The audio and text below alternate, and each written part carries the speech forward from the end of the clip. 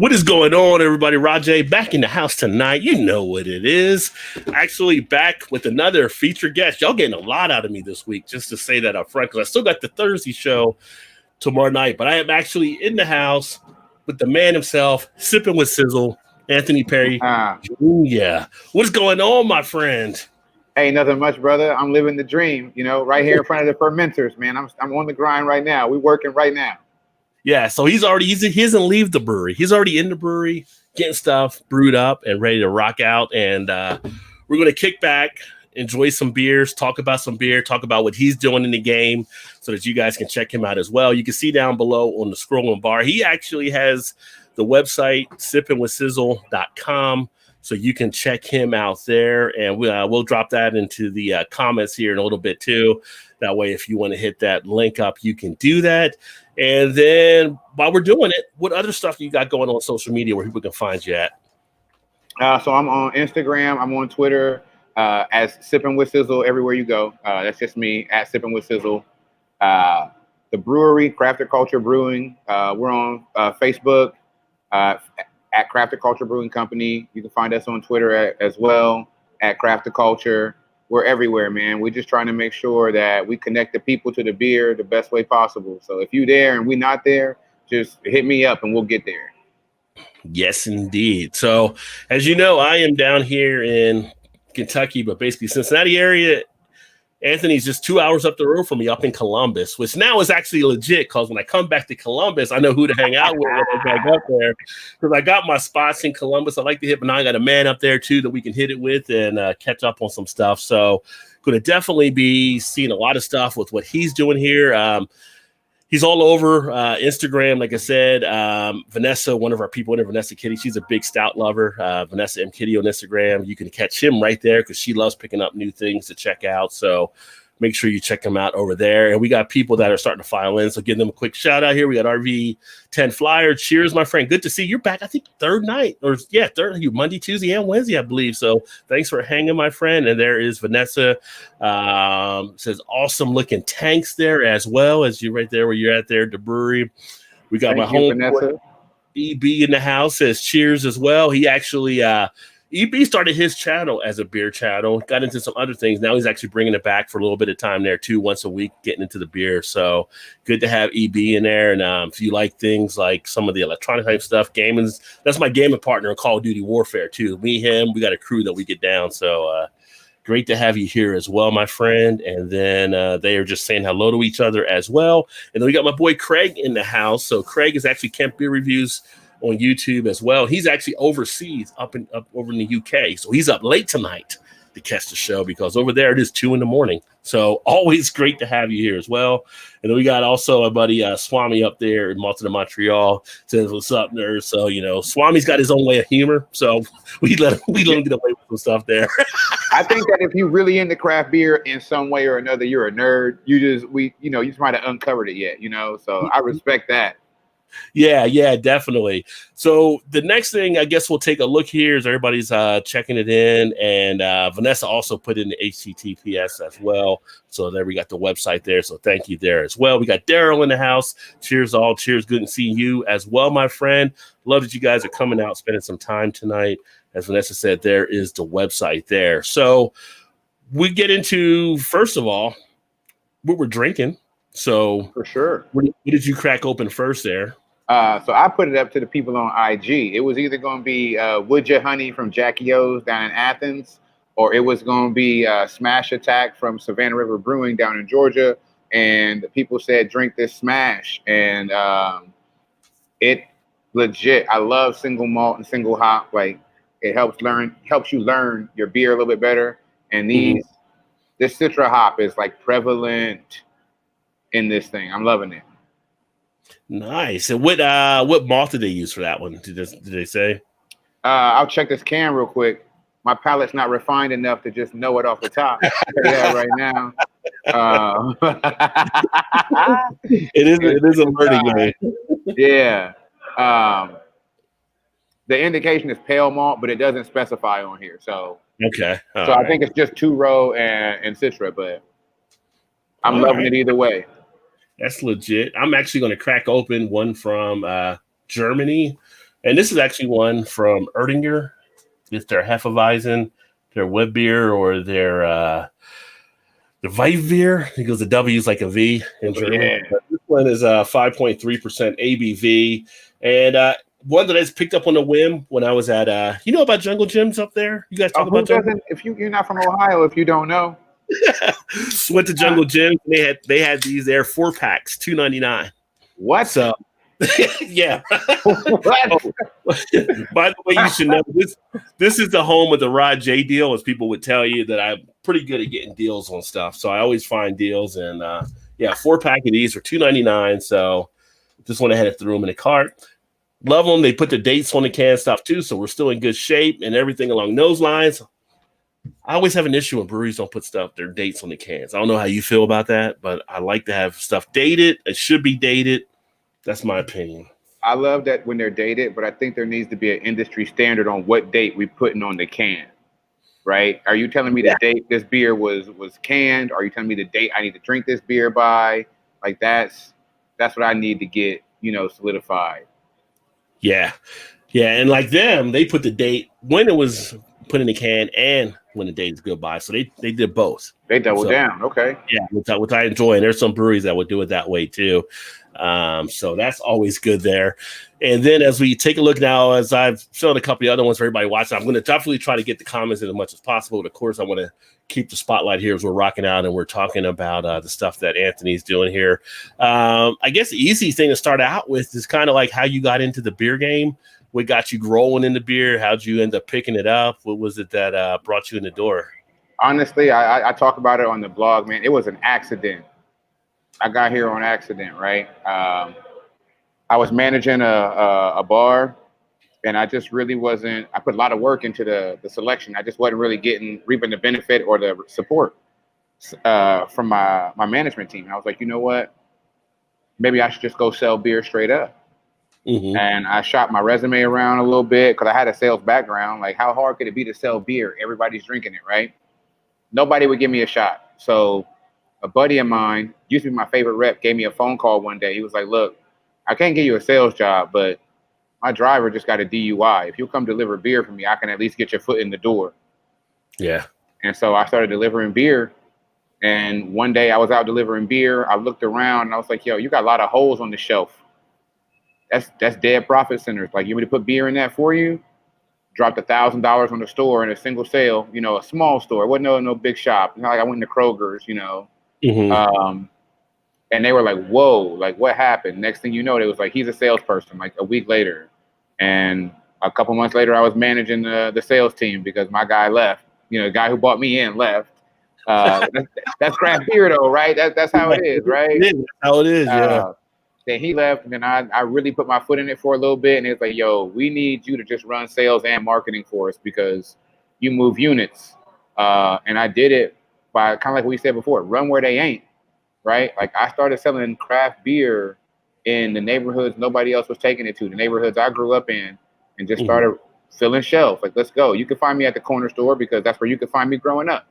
Mm-hmm. Mm-hmm. Nice. Yeah, I mean, I know a lot of guys that, I talked to through the industry over the years, like how they got into it, and I fell into it. It's a common answer. Like, I fell into it, and I had a friend, and he mentioned something, and I've had guys I've talked to, like, how you get into it, and they're like, it's just who you know sometimes, and that connection comes through. So, the thing is always putting yourself in that position where you're around that opportunity to actually happen. So it's kind of like people see you, they know you, they get that feel about you, and something pops open, they think of you. So you got to make sure you're always keeping yourself out there in that circle and stuff. But it's definitely paying off for you now that you're actually knee deep into it, going a little George Clinton and P-Funk, getting a little.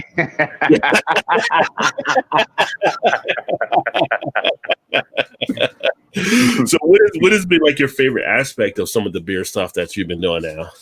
So for me, like, there's nothing more exciting. Well, there's two things. Like, the brew day is most exciting, right? Because when I get the brew day, it's a whole bunch of stuff, right? Brew day becomes my gym day because I have no problem like throwing 1,500 pounds worth of grain wherever it's got to go. Like, we about to brew this beer. We cutting up these bags from Origin Malt and wherever else they came from, BSG, throwing these bags around the brewery, filling this mash tun.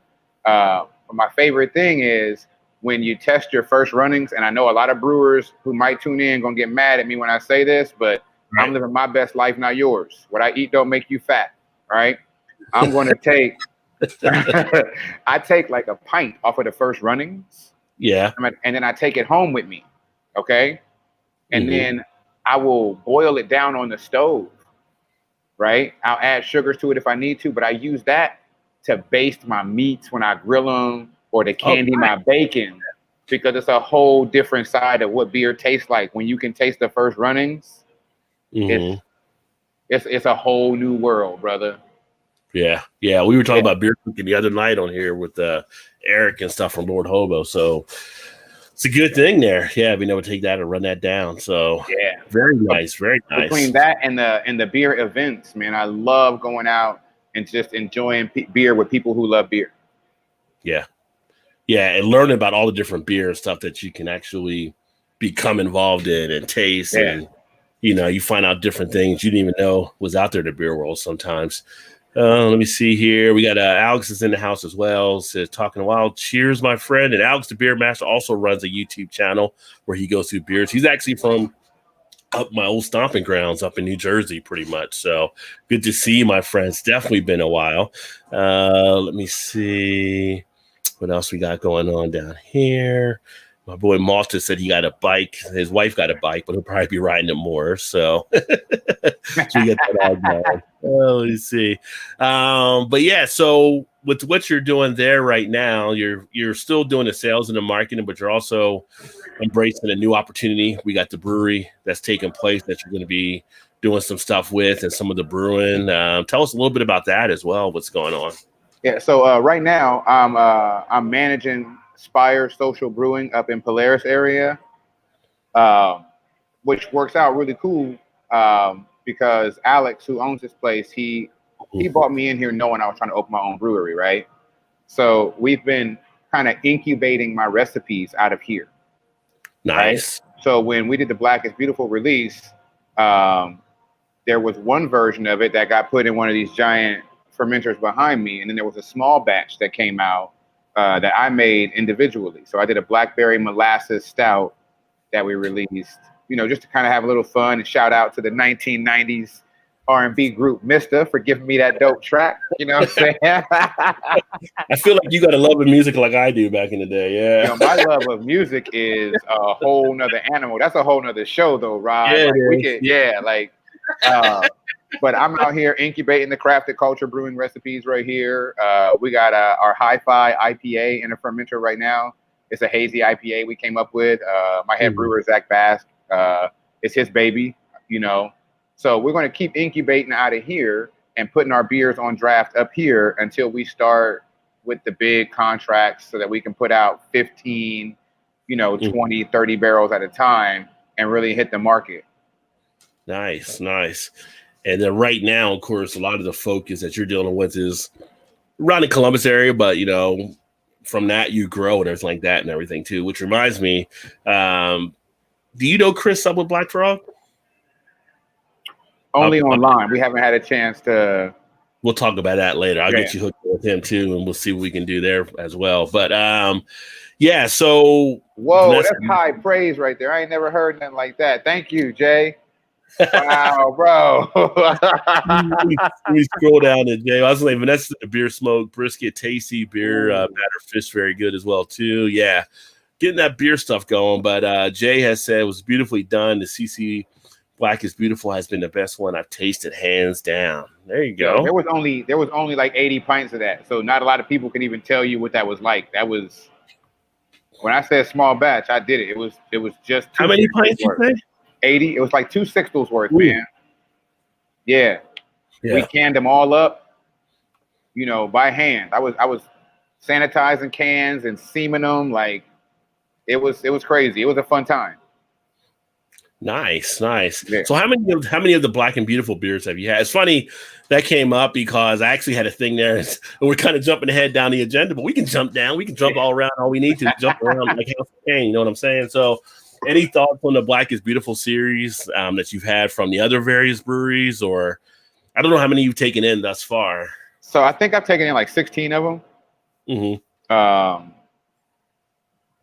they're roasty, man. Like, so it caught me off guard in the beginning, right? Because I tried it without reading the recipe. I was drinking it without reading the recipe, right? Which that's how most people consume beer, so I get it. So all of that roast kind of caught me off guard, but after I read the recipe, I was like, that's what it's supposed to do.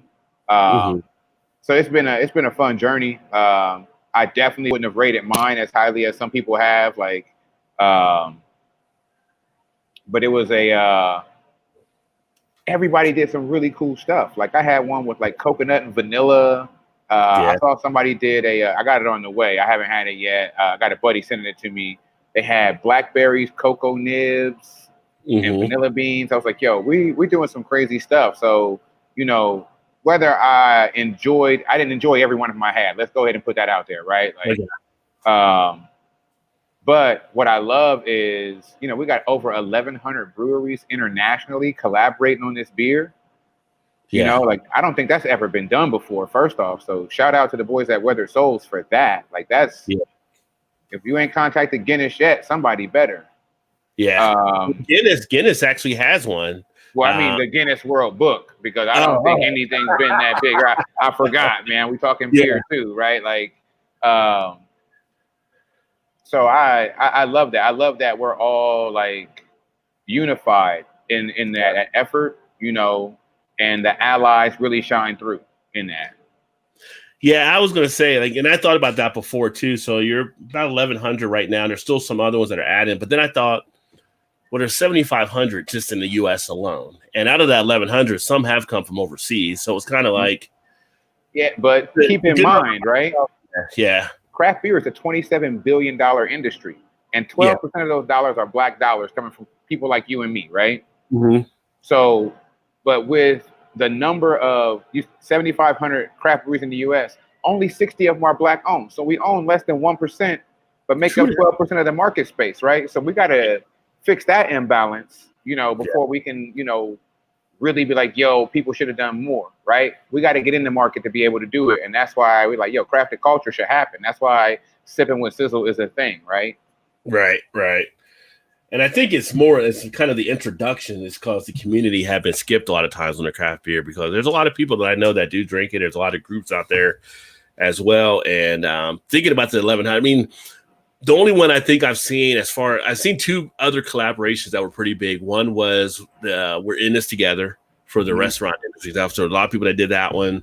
And then the other one was really the Forest Fire one a couple years ago, where people were going in for that one. But yeah, it's still great to see all these people come together. It's still more people added to it. It's added strength. And again, it's tapping into other markets that are only going to improve craft beer. So you're bringing in more people that, you know, were kind of skipped over before. So that's a nice thing to actually have taken place. And in fact, I didn't show you the second beer I was going to have, but it's actually from, as LO would say, Around Your Way. So Black is Beautiful. Yeah. And this is one from Seventh Son. Seventh Son. Yo, I had that one at we had a homebrew Black is Beautiful share, and Seventh Son was the only other Black is Beautiful that was in the cooler over there that night. Everything else was a homebrew batch. Yeah. And it's I like that one. I've done a review on that one. It's got a nice flavorful body to it. That's actually one of the leading ones, I would say, of the ones I've done thus far. Now you actually got Brewdog up there like I do in Cincinnati. I don't know. Did the Brewdog come out with one in Columbus? Because they did in Cincinnati. They did come out with one up here. Okay. I think I got a taste of somebody's because I was in the middle of a digital marketing cohort that was taking up 10 hours of my day.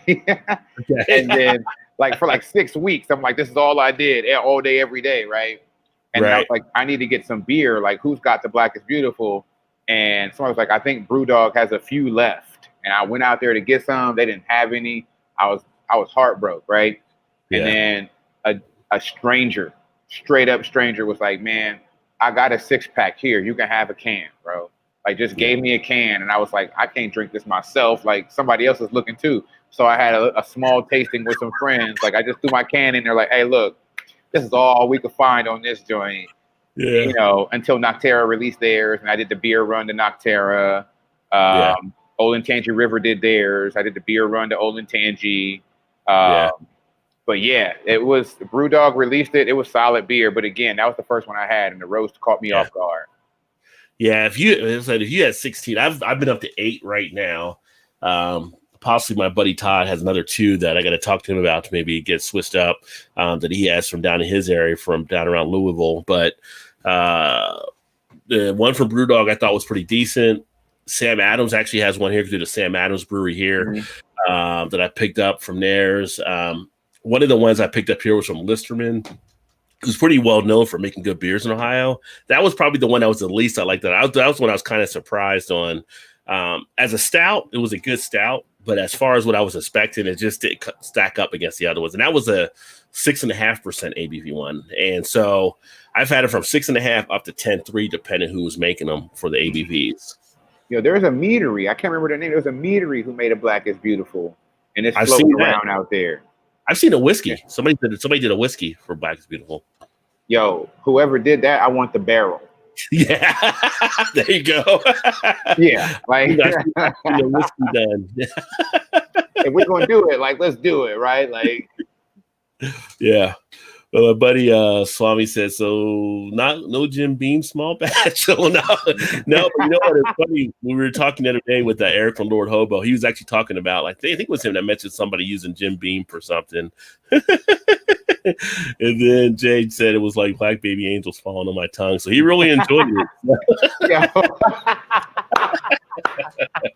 Yo, man, this is high praise. I'm gonna have to put out I'm gonna have to crank a real solid beer, man. I can't. Yeah. And then my buddy Paul, he's actually PA Brew News. Again, he does a lot of beer reviews. He's over in PA. He said, hope to see you in November, brother. Listeners, better be as good as the hype. Yeah, he's actually coming into town in November, and Listerman's is on their list. Listerman's is a good brewery here. It's funny because we have like 60 plus breweries. I don't know if you've been down to Cincinnati recently, but the beer scene is crazy here now. And it's kind of like Listerman's that used to be like that top 3 or whatever. I would say probably still like in that top 10, but just not those ones now. We got like Street Side that does a lot of good stuff. Blowing up. Of course, we got Mad Tree, you got Rheingeist, you got so many different people doing stuff, 50 West, and it's hard to always hold that top position here, but when people gun for you. I'm glad you mentioned 50 West. I don't know if anybody on here works for 50 West or knows somebody who works for 50 West. Please talk to these folks. When Punch Out comes back, change the age group. All right. You can't cut it off at 34. I'm over 34, and I still want to get into the Punch Out. So yeah. Okay. Like, if you think I'm playing, I'd be at title boxing like 2 days a week, making sure that this old man body don't break. So please, let somebody at 50 West know to up the age on that joint. To include like up to 40, man. It's cool, man.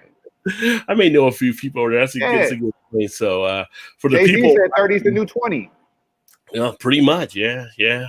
For the people watching, the Punch Out is basically we have different breweries that get together and they have like a boxing ring where they have like matches against each other. So it's always fun each year when they do it, which they skipped it this year because of Corona, I believe. Right. But it's usually, I want to say towards like March, April, or May, one of those months. And 50 West is that brewery that has like the outdoor volleyball pits and a nice wet. I mean, it's just a great facility to have it at. So people love it when they do it every year. But yeah, we can actually do that. But Vanessa had a good question. She said, do you process the cocoa beans yourself to get down to the nibs? So I'm not that skilled, right? I will pay for expertise. There's people out there who know it, so I just buy the nibs.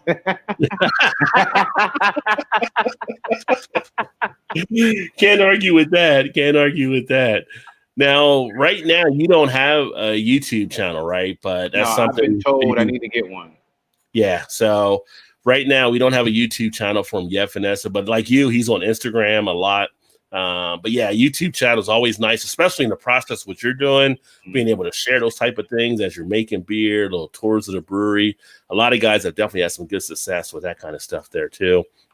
And Jay has said drinking craft beer has been a game changer for him. Yeah, I mean, we were talking the other night, and I'll ask you the same question, but we were talking about what was the craft beer that got you to really enjoy craft beer. Like for me, it was Ithaca's Flower Power was what brought me in. When I had that one night, I was out at a business event and the bartender suggested it. And I was like, this is pretty decent. And so that opened the door to craft beer for me. But is there a craft beer that really hooked you in, that really got you in that train? So I can kind of like carry you on the road to me getting to craft beer, right? Mm-hmm. I was partying at Ohio State, drinking Natty Light. Okay, we all probably went through that in college. And then somebody handed me a Killian's Irish Red before they were really big, and I was like, "Yo, like this beer tastes like something I would eat," you know? Yeah. And then it was a Newcastle Brown Ale, and that was when I didn't turn back. That was it. I was like 23 years old. I had a Newcastle, and I became a snob. Like it was really bad. People were like, "Yo, like let's have a party," and I'm like, "All right, let's party," but I'm not drinking that trash y'all got. Like I'm about to go buy a couple 6-packs of Newcastle, and then we'll rock, you know. And then you got me, like we trying to play Kings, and everybody pouring their Miller Lights into this thing. And I'm like, nope. Pour my brown ale down there. So Newcastle was the one where I was like, yo, like I want beers made like this beer. It's one of the reasons that brown ale is one of my favorite beers to drink and even make. Like I'm working on a brown ale recipe right now that I want to have some fun with. I want to basically reconstruct this cake my Nana used to make for me. Mm-hmm. She used to make a vanilla wafer cake. So I want to take... Oh man, it's crazy, right? There's no flour involved in the cake. The Southern treat right there. Like you don't get that anymore. That's like somebody brought that from the South. Yeah, that's exactly where it came from, right? These Florida folks, right? But what I want to do is I want to crush up vanilla wafers and put them into the mash, right? Mm-hmm. So I can wash the vanilla wafer sugars on through. And then after we ferment, going into fermentation, I'm gonna add a little bit of molasses because I like playing with molasses right now. It's fun. But in my secondary, I'm going to rest that beer on toasted coconut and candied pecans. Oh. Yeah. So I want that brown ale to really have some fun along the way. I love, that's my favorite style of beer. Vanilla wafer cake is one of my favorite desserts ever. So I want to put those two together. Yeah, I'm going to need to know when that happens. Just saying.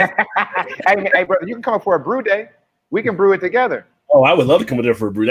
It definitely can happen because usually we didn't get up there this year again because of the corona. We usually get up there once or twice a year because my wife's job, they meet in Columbus on stuff, and she has to go to work. And for me, it's all playtime. I'm at all the different beer places. Yeah.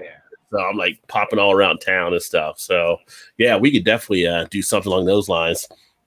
And my buddy Lep's in the house. Now Lep's also, he's Ohio. He's up in the Cleveland area. So Lep is a madman. He does a lot of grilling. He's a straight hardcore Mickey's guy. He just drinks Mickey. He loves his Mickey's, and that's what he sticks with. All right, we all have our true red ale, not an amber. There you go. Hey, I'm a Buckeye, born and bred. My blood is red for a reason.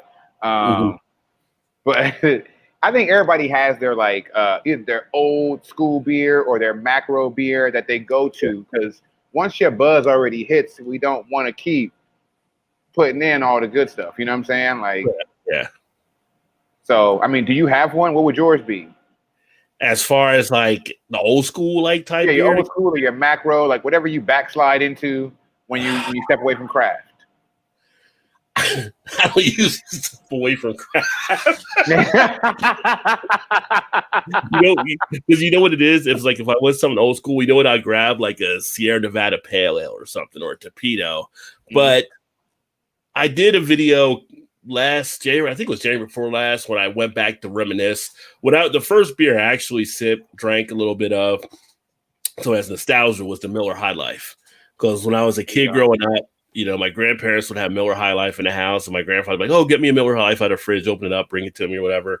And you crack it open, you have a little sip, you have a little, and it's a little bit of a nostalgia thing. So when they came out with the champagne bottles, I went back and I just got that just to kind of kick back. And I have no problem with the High Life, just to have a nice beer. And once in a while, some of our bars will have like a High Life special, 24-ounce High Life, $2. I'm like, give me one. You got to do that. Yeah. So that would probably be the one there. That's why the PBR tall can is always on deck for this guy right here. There you go. Okay. Because I was, and I was making what I'm calling ghetto rattlers, right? I was taking a case of PBR and dumping it into an igloo cooler, the whole case, right? And then I was following it up with Warritos grapefruit soda to fill the thing up. And I was like, yo, drink this all night long, y'all. Like, we was ghetto rattlers all day. PBR is that's my backslide. You already know. If you see me with the PBR, take my keys, though, because you know I'm in the bag. Right. I never thought about putting the mix together like that, but there you go. Yeah, I mean, that's what a rattler is, right? It's our light lager with some fruit soda. Yeah. So it works. It gets you where you want to go.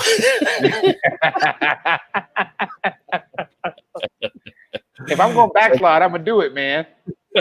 I mentioned that whiskey, Vanessa. She will hunt down. Vanessa's good at hunting down a lot of different beers and stuff. And Vanessa, like I said, she's a big stout person. So we talk about Dragon's Milk a lot of time like that. And one of the ones we've hit on before, I don't know if she got it before I mentioned it or after, but we talked about like the Guinness Foreign Extra Stout. I don't know if you ever had the Guinness Foreign Extra Stout. Mm-mm. Okay, so the Foreign Extra Stout originally, up until about a couple years ago, it was only sold like in the Caribbean and some parts of Africa and some parts of Asia. But it's like their 7.5% ABV stout, and it's the smoothest one that they actually have. I mean, it is freaking dessert in a glass. And so they started bringing it to the States, but she keeps two things in her fridge: the Guinness Foreign Extra Stout and the Dragon's Milk Stout for the most part. That's the ready steadies that she rolls with. So if you ever get a chance to do it, I would definitely say try it, because I tell you what, once you have the Foreign Extra Stout, I don't even want any of their Guinnesses as much. It's just that one. They have a couple other things that are kind of nice, but not like that one, in my opinion. And can we just pick this Foreign Extra up anywhere? Like, is it normally, am I going to a craft beer shop normally? Is it in my local grocer typically? Like, it depends on where you're at. Some places they do sell it now in the 4-packs, like Jungle Gyms. They get it occasionally as a 4-pack. It used to be just in a variety pack. So it all depends on how they're set up for where they come at. The first time I actually got it, I was joking about the beer. I paid $2.99 for that. The first time I actually got it, we had another place down here, and I told you, like, I'm pretty much the king of the deals when it comes around to finding beer. I got a case of it for $12.99 at a spot. Man, you're like a craft beer extreme couponer. Not even couponers plan it out.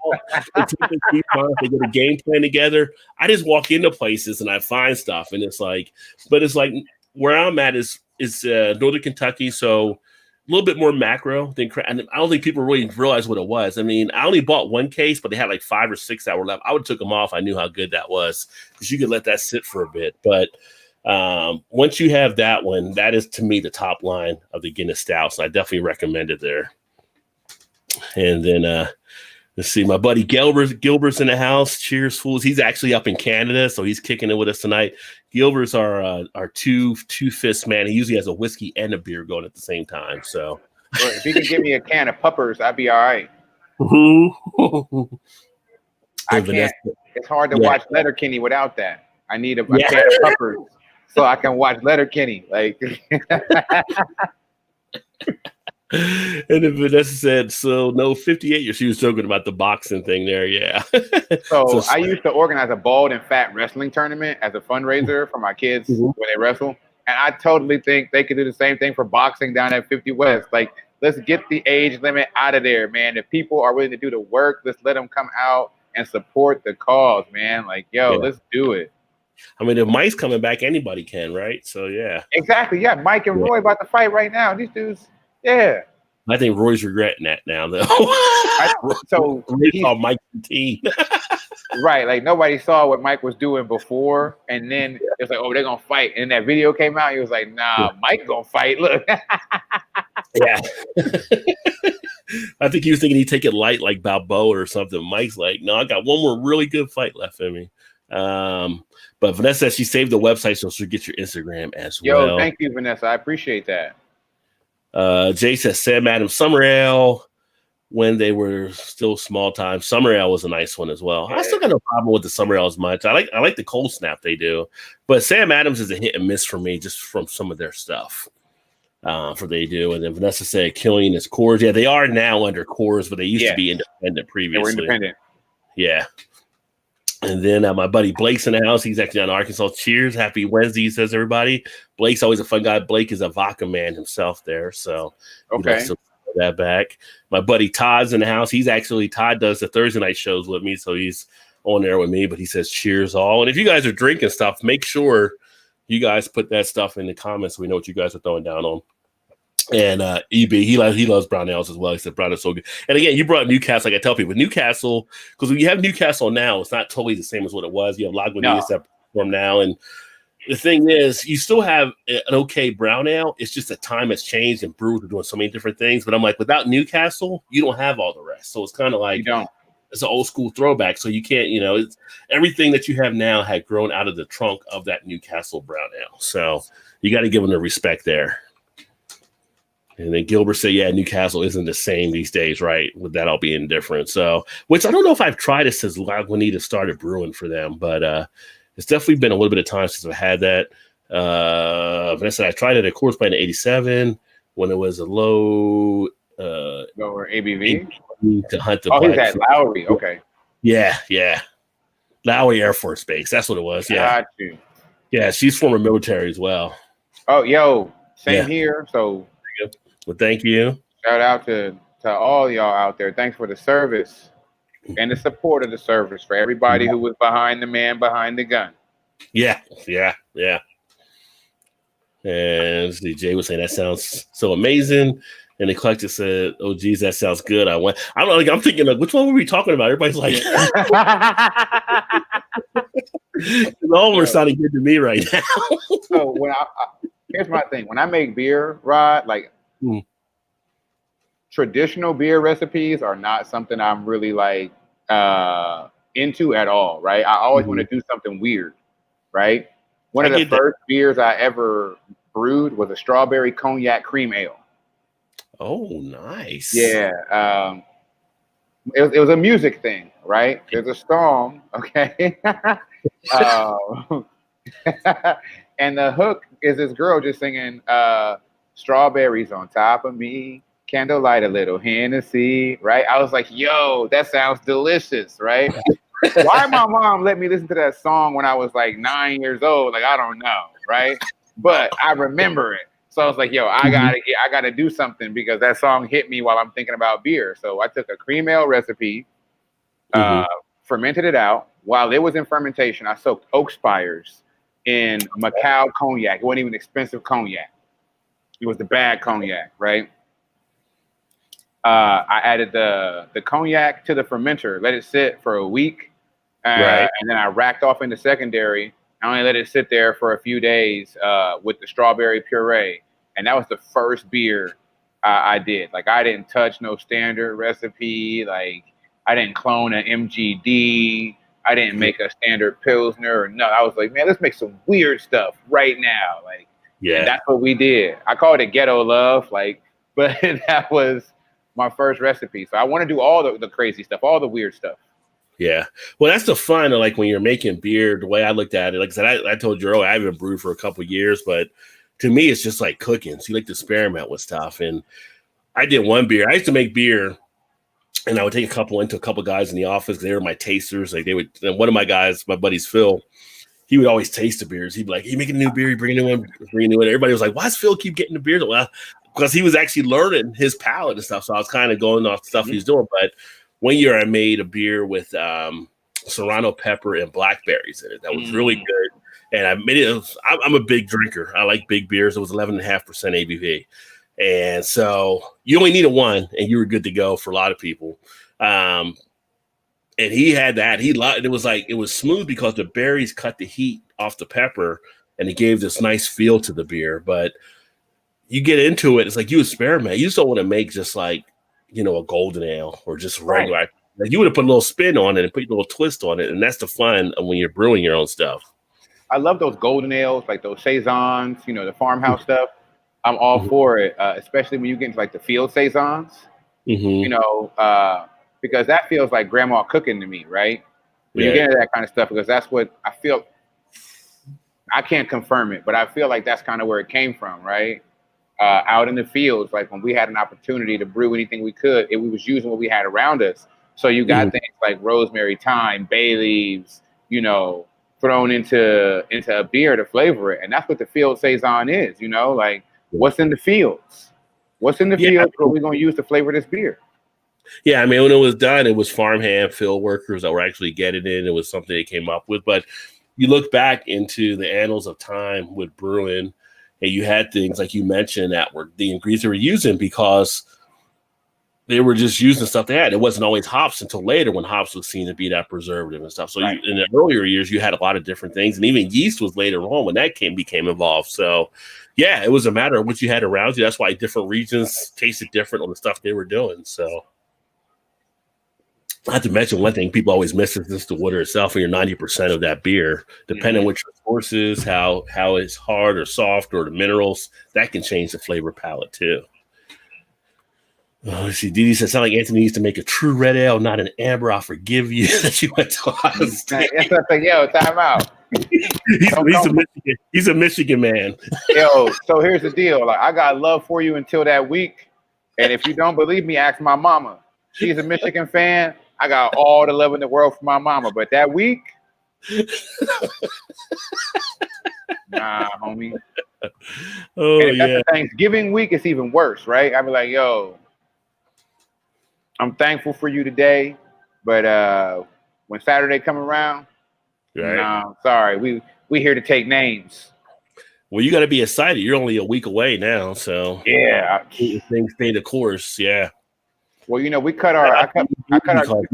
What's that? No, I was going to shout out to EB as well because Nick Saban got the corona today. I saw. So. Man. So I started crafted culture started because I was crashing tailgates at Ohio State, like even in college, and I went back to it while I was selling beer. I ended up at a tailgate where they had no craft beer, and I had a backpack full of it one day. So I was giving beers out at this tailgate. I ended up sponsoring them when I was working for a brewery.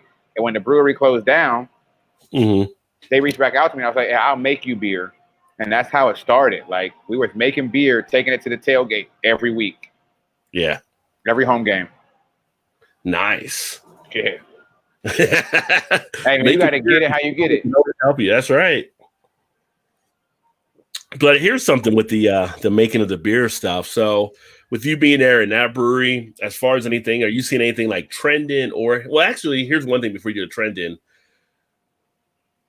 What do you see a lot of peanut butter beers?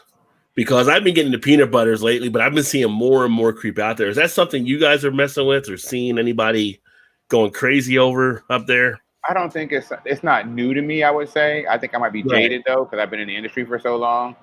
But I will tell you one of the craziest or something like it's growing a little bit more. It must be because Mad Moon Hard Cider just put out a peanut butter and jelly cider.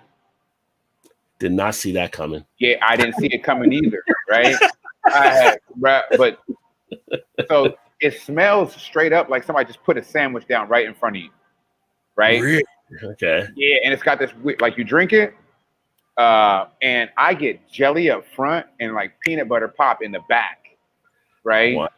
And it's so crazy. Like, I don't know that I'm putting down multiples when I get it, but I'm loving the one I drank when I do, right? Like, I mean, yeah, especially when you support somebody like the Moon family, like, you know, it's a small family operation. You know, anytime some people of color put something out there, like I'm down with it. And Peter Moon, one of the nicest people I've ever met in my life, and that cider was crazy. Like, it was a journey for sure. I wasn't prepared for that, but that's been the craziest peanut butter thing I've seen come out up here anyway. Okay, yeah, I've definitely seen a rise. I didn't know if you guys were on it, but I'm seeing more. I'm fine with. I love peanut butter beers for the most part. It's just I have to find out, is it the actual more of a feel with peanut butter, or is it more like the artificial type thing? Because there is a difference on how they're making them, but I do enjoy those. And actually, where you're up there in Columbus, I don't know if you've had any of the Wild Brewing. They do tea beers, which was interesting. Yo, Wild Ohio with the gluten-free tea beers. Yeah. Yo, I've met them down here since that. I mean, they're doing some good stuff. So Daily Palmer. Right? Because that's the super low ABV joint that's like black tea and lemonade. Yeah. Crazy. Like, it's like a Capri Sun for grown-ups, right? Like, you can just let that thing go down. and then they do the black cherry bourbon. Yeah. Yeah, that thing's like 10%. Double, right? Yeah, I've had that one. Yeah. And that's pretty smooth. And for those that are trying to stay from gluten, they are gluten free. They are gluten free. So they got that there too. But yeah, Vanessa said Dragon's Milk Stout, and oh no, not Dragon Milkshake.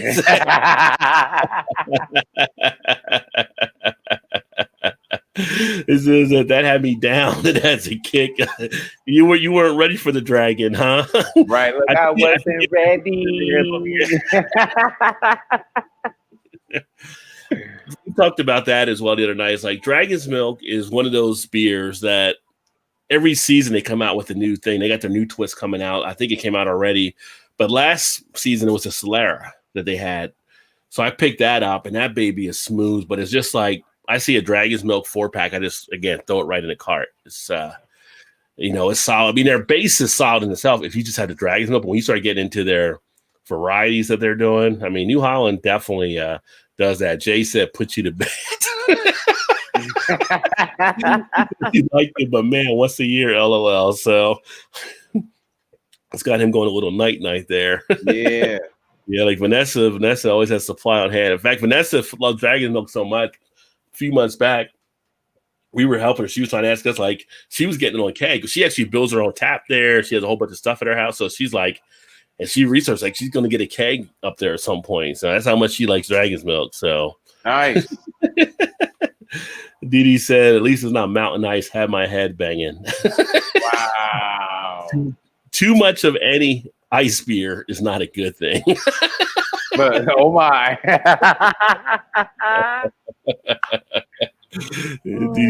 Todd there. Yeah, Guinness for an extra stout as well is always on hand. No longer buy other Guinness, and I'm a long-time Guinness drinker. That's how I am. I've always loved Guinness. But once I had the for an extra stout, it was like, why don't I want anything else? I like the Antwerpen stout that they do. The milk stout's okay, but that for an extra just sits up there at the top for me. Let's see here. Everybody else saying hello. Find Guinness from Fornex down on base or at a place called Table and Vine. So where Vanessa's at, she can actually get it kind of regular. Her base gets it, and then she has one of the stores that gets it. So you can find different stores. Jungle Gyms is where I've seen it last, like in 4-packs. But especially craft stores will be the ones to check out for it. Jay says now he's intrigued. So yeah, if you can get that for an extra stout, Jay, that's definitely something to do. Let me see here. What else we got? Sizzle's on that Rafuyi. He gets crazy Eddie deals insane. We already know he's an extreme coupon. He's the only extreme couponer in craft beer. We know. We see this. If you go watch my unboxing videos, you'd be surprised some of the stuff I end up showing those times. Oh man, Todd said crazy Eddie deals for sure. Letterkenny's based on a true story. LOL. Yo, I believe it. I just need a can of puppers. That's the major takeaway from Letterkenny is that we need to find a way to get some puppers in the United States. Yeah. Send me the recipe. I'll make it right here. But I definitely want to try puppers. Jay said, nah, I've never wanted a piece of. You talking about the Mike Tyson joint, yeah. Yeah, Mike, yeah. Nobody wanted to take on Mike. Nah. Oh, and then Vanessa cracking open a Dragon's Milk Stout as she works on the draw knife leather sheet. So yeah, she's a builder. She builds so many different things. She's got like she's building a forge outside where she already has like the cake stuff. She's building like a wood burning stove. She already built the wood burning stove. I'm like, we always joke around like we could live in her backyard. I mean, she does so much stuff. She's the person that's like, if the world ever went to shit, everybody knows to go to Vanessa's house. I would say she sounds like an all around badass from everything that's coming. It's like she seems unpredictable. Wonder Woman was watching her work and came up with Wonder Woman. So yeah. Jay's drinking a Crumble by Two Tones now. Whoa. So Crumble is another one, man. Now, where's Crumble out of? So Two Tones is out of Whitehall. So it's like a suburb on the east side of Columbus, right? Okay, I've heard of Whitehall. Yeah. Yeah. These dudes, like we ended up at a lot of festivals next to each other all the time, right? And they got some great IPAs, like Magic Gnome is like a really good beer from them. It's kind of what they're known for around the city. And they have a Integrity is their farmhouse ale, their saison, right? Mm-hmm. But Crumble happened. I'll never forget when I tried Crumble for the first time because nobody really described it well. It was just on the menu as a vanilla ale when I was at Signatures in Gahanna.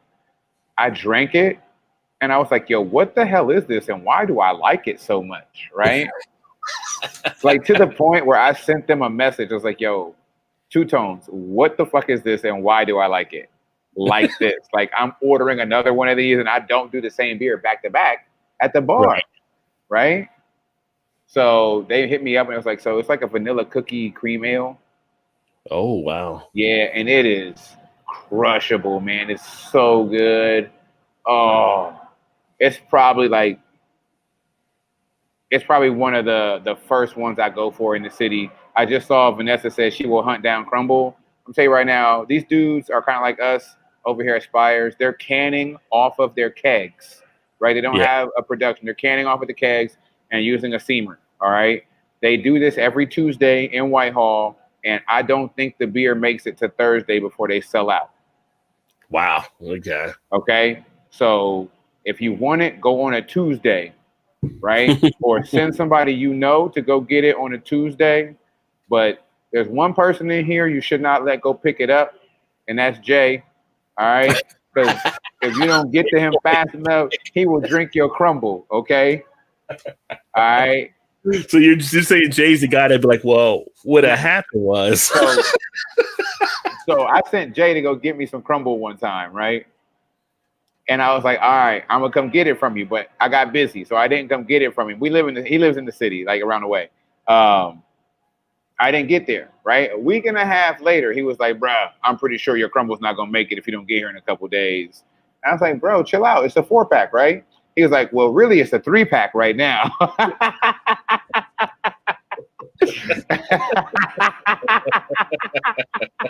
So, yeah, man, like, but Crumble is one of my go-to beers in the city.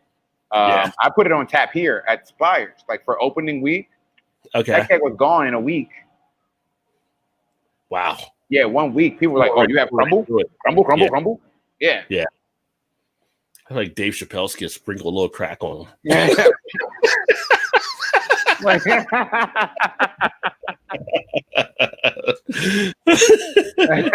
said the lies. He said it was 2 weeks, not a week and a half. That's what he just said. He said the lies. It was 2 weeks. The beer still be good after 2 weeks, though. Right, Still right? But the part of the story that we didn't understand is that he had his own 4-pack as well. So he killed his 4-pack and then hit me like, "Oh, you down to 3?" And then it was like, "Yo, I'm telling you, get somebody else to go get your Crumble." Oh, he's like Pookie in New Jack City there. Yeah.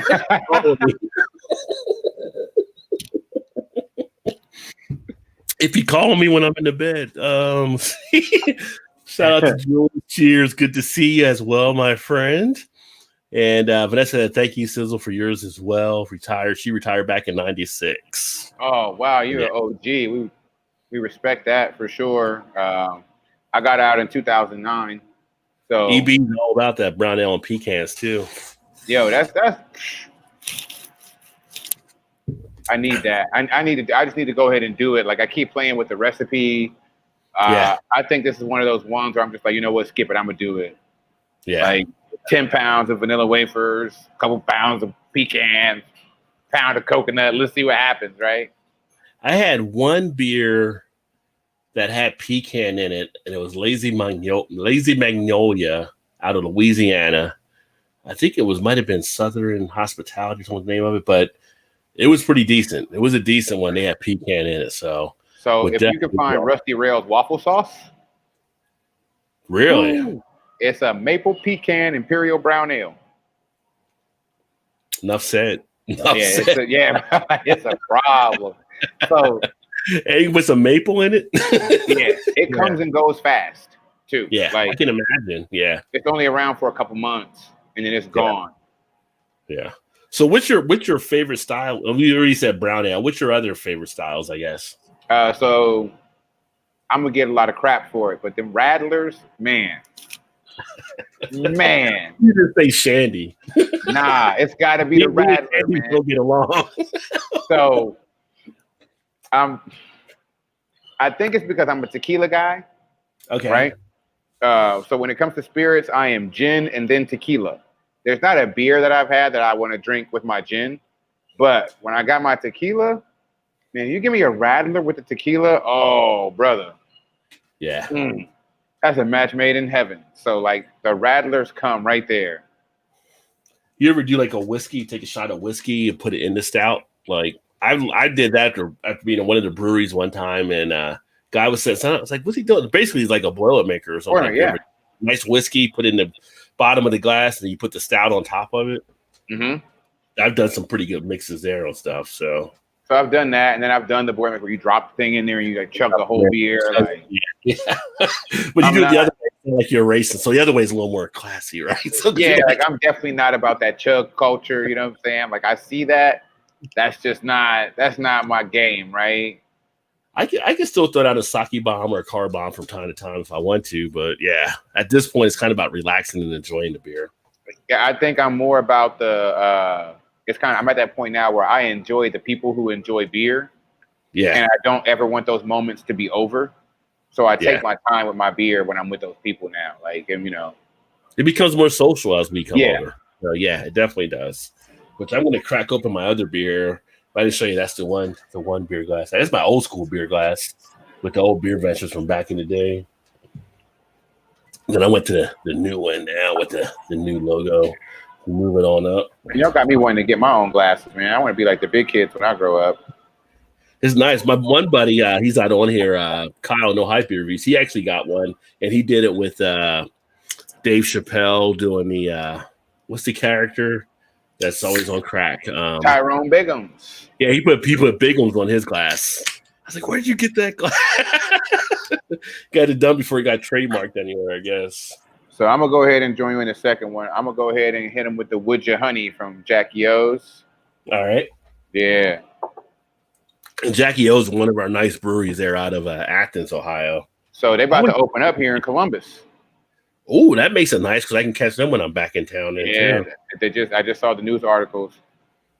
I'm not as classy as you are. I just rinsed my glass with the water I had over here, and I'm going right back in the same glass. I've done it myself, but I mean, I'm not sitting in the brewery either. I mean, I'll sit in the brewery. I just go over to the rinser. Oh, okay, we're good. Hey, so I'm gonna show you my rinser since you said rinser, right? Yeah. I took this glass with the water, poured it in this one, swirled it around real quick, poured the water back, and put my beer right here, brother. Like I'm not classy. You know what I'm saying? Nothing wrong with that. Let's see here. Vanessa said, dang, strawberry cognac cream ale. Wow, sounds dang delicious. Yeah.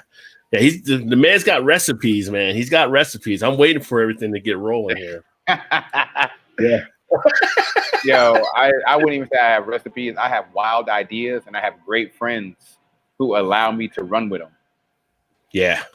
Yeah. And Gilbert said that sounded tasty too. So you got some fans of some of the stuff you're putting together there. So definitely keep working on those there. Unless I can make the pecan pies for that brown ale for you. No. And then a hero comes along. Look.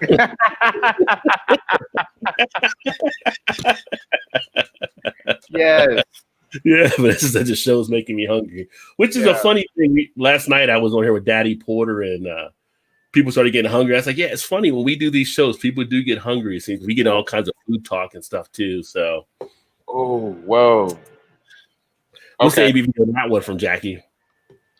I'm going to read that now. Oh, this is 12%. Okay. Oh, purely a session beer. Right. Yeah. Clearly a session. Right. Yo, this is for breakfast, man.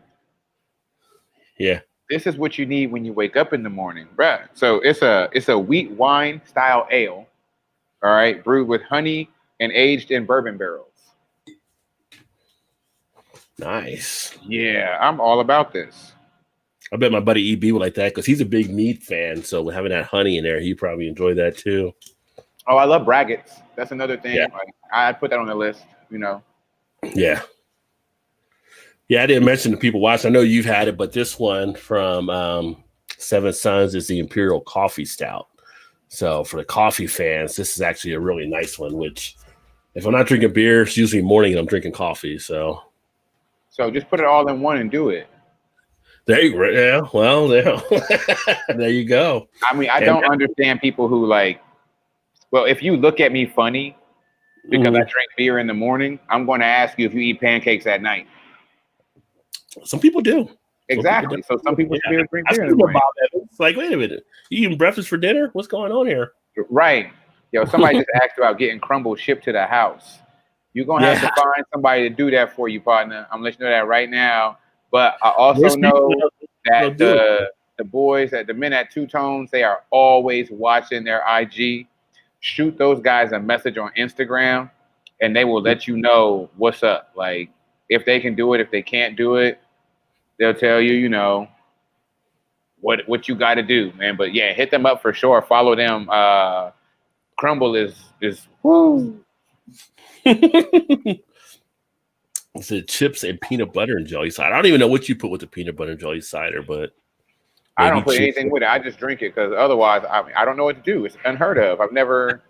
Yeah, it is breathtaking. There's a lot of stuff in craft beer that catch you off guard. There was let me tell you the one that I got. I was telling my buddy last night, well, Greg, you know, Daddy Porter last night, because he's a big fan of Central Wooders up where he's at it. And it's the first one I actually picked up from them because I've heard a lot about them. And I hadn't drank a. I'm sorry. I'm reading these comments. See, I hadn't drank a pumpkin beer yet this year, so I ended up picking this one up. This one is a coffee pumpkin milkshake IPA. Okay, that's a lot of stuff happening. Exactly. And it was Central Wooders that made it, so it was like, all right, let's get the pumpkin beer rolling because I'm not going to see this again probably. So I threw that in the cart. And just like reading that down, I don't know that I want to see it again. You know what I'm saying? Like, that'll be up this weekend to see how that one tastes. So, EB said, "How to make a pumpkin peanut butter jelly cider? Like, how does that? I have no idea." So I've tried to figure this out too, right? How to make a PB J cider because my girlfriend loved this cider when she had it, right? Mm-hmm. So I'm thinking, I don't know if this is factual, like, or if it's even practical, right? Total theory here. Get your cider. If you're at the house, just go to Kroger's and get you a thing of Martinelli, right? Throw some USO5 in it with an airlock on top. Let it ferment out for 2 weeks, right? Mm-hmm. Then transfer it out of there. Add some PB2, right? To get your peanut butter. And then you want to find like a fruit puree that'll give you like the grape or the strawberry jelly that you like as a puree. And then just add that in little by little and taste it until you get like the right consistency that you want. I don't know if that's how it works, but if I had to try it, that's where I would start. Well, yeah, you would want that flavor toward the end so the jelly didn't get boiled out or anything. So, yeah. Well, the cool thing about cider is you don't have to, ciders and mead, you don't have to apply heat at all. Oh, okay. You don't have to apply heat. Cider or mead, so yeah, okay. A friend of mine said that he was broke in college, and the only way for him to get drunk was to make cider under his bed in his dorm room. And that was his starter. He would get Martinelli's apple cider and throw USO5 yeast inside. Wow. What would the alcohol we get up to, though, I guess? I mean, probably 5%. He was good to go from the alcohol. Yeah, like it was enough to get him drunk. I mean, when you think about it, he was getting a gallon for like $7. Can't beat that. No, a gallon of alcohol for $7. Yeah. Only Rod J gets those kind of prices. Pretty much.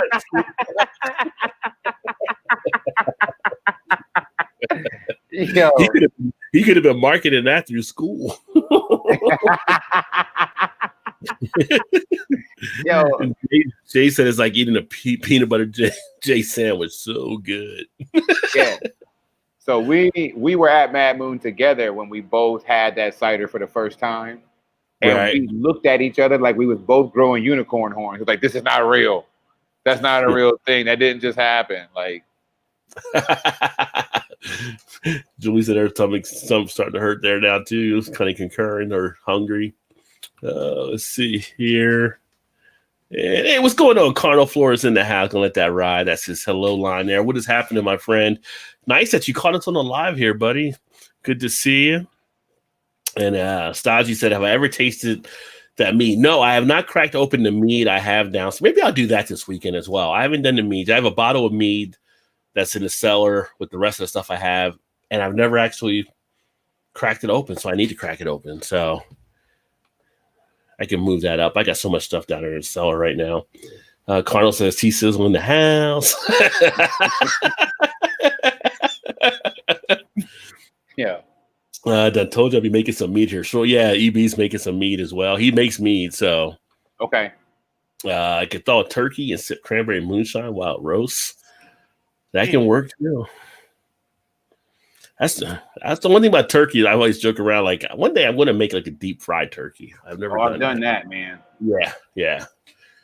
Ohio, the Wild Ohio beers are nice too. The Deli Palmer, Take Me Away Like Cologne. Yeah, it's Calgon, take me away. First time I had that was at one of the beer festivals here in Cincinnati. If you ever get a chance to come down to Cincinnati for the beer fest, you should do it. Now I got somebody to connect with when I go to Cincinnati, right? Like I would go down there and I'd be the only person like me in the group. Oh, no, there's people down here, and I go, there's me and a few others, I guess you could say. Right. But, it's all friends, it's all fam, it's all cool and stuff. Is. But the last one we went to, because this one we get like 400 to 500 beers that are in. We do it at Duke Energy Center. Yeah, it's huge. And how do you get out? Huh? How do you get out of there? 400 to 500 beers, like, I mean. My wife drives. She don't drink, so she doesn't drink, so she just drives and picks us up. I was gonna say that sounds like an Uber kind of moment to me, bro.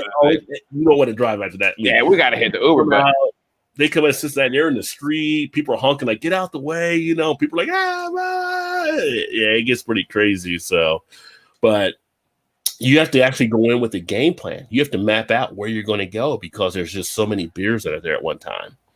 Gotcha. Yeah, you got to map that out ahead of time. Yeah, and now they bring in liquor. Some of the places will have liquor in there, like little liquor shots and stuff that you can actually do. So, yeah, it gets a little bit crazier. And it's like you get in, you get like 25 tickets or like that. I've volunteered for it. I've went to it. Nobody ever takes all your tickets. You just start walking around just drinking. Nobody even cares. Yeah, that happens at every festival. Yeah, like because nobody wants to. Listen, okay, I'm about to give you all the cheat code to the festival right now, right? No vendor at that festival wants to take their product back with them. Nobody does. They do not care about your tickets. If you are in there and you're out of tickets, come see me. If you don't see nobody, come see me. I'll fill your glass every time because I'm not taking that beer back. What can I do with a partial keg? Nothing. Right? It's a waste. It goes to somebody's house on staff for them to finish it because they can't put it on tap in the tap room. You can't sell it to an account. So please, like, don't sweat them tickets, man. Come see us. We want to get rid of it. It's only because of the festival people, because down here, they're trying not to have Cincinnati police all over because they've busted people, I guess, in the past on stuff. They didn't take a ticket, but them cops ain't really that worried that much about it most of the time. But it's funny, just all the different beers that you have taking place. Cider. Yeah. I'll put you on. So, like, Mad Moon has the cider game kind of cornered here in Columbus, right? Mm-hmm. Yo, it's called Gunslinger. It's a cherry habanero cider. Oh. I would give that a go. I did not. I wasn't a spicy alcohol person at all. I love spices. Yeah. So there was that one, and there was also the brewery I worked for was actual brewing company. So Thermal Conductor was the habanero rye IPA that we used to rock. Okay. So there's some stuff out there. Like I might homebrew that one day, like just to see if I can pull it off. But there's some when you use habanero in the beers, like it's that burn is instant, right? You know, so it goes away really fast if it's well made.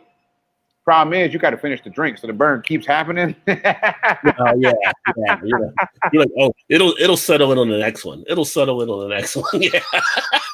Well, That's I know what about I call an episode of Good Idea, Bad Idea, right? Like, I've had the habanero sculpin from Ballast Point when that came out a couple years back, and I thought that one had a little. I mean, I finished it, but it was a little bit more heat than I think people were expecting. And I've had one that was a Serrano pepper beer where the heat was definitely turned up, and it's just like, I don't even want to finish this. I did. I just didn't want to finish it. Okay, so being in the industry, like the way you are, do you feel the pressure to finish all the beers? Not if it's a beer I don't like. I mean, it's just okay. Most of the beers I get, I'm pretty confident. I mean, if it's something like, I mean, the only beer I've ever had drain poured anywhere, I always joke about is the Kugel Summer Shandy because I hate that beer. And I got it one time where I wanted the glass at one of the bars we were at, and I tried to buy the glass without getting the beer. They said, we have to give you the beer because of the law or the contract, whatever they had there. I took like a quarter of it. I was like, okay, I'm done. Pour it out. I even tried to have them put a different beer in the glass. They said they couldn't do that because they had to put the actual beer in it. So you're like anti-shandy is what I'm getting right now. I pretty much. I've not found a shandy. I don't want to say the whole category, but I've not found one that I've liked. Okay. And I wonder if Kugel might be because it's too sweet. Like it's too sugary. It's too sweet with them. I've never had the Jolly ones, and a lot of people like the Jolly ones, so I haven't tried those. I was thinking Bitburger is what I was thinking. Do they have a shandy as well? They got it's a Radler. So I also argue there's a difference between Radlers and shandies. There's definitely a difference between Radler and shandies. I believe that. Like I believe the shandy is fruit juice. The Radler is fruit soda. Yeah. Right. So there's a lot of shandy. Like shandy is not really my thing because juice is like over the top sweet and there's nothing to like cut it. Right.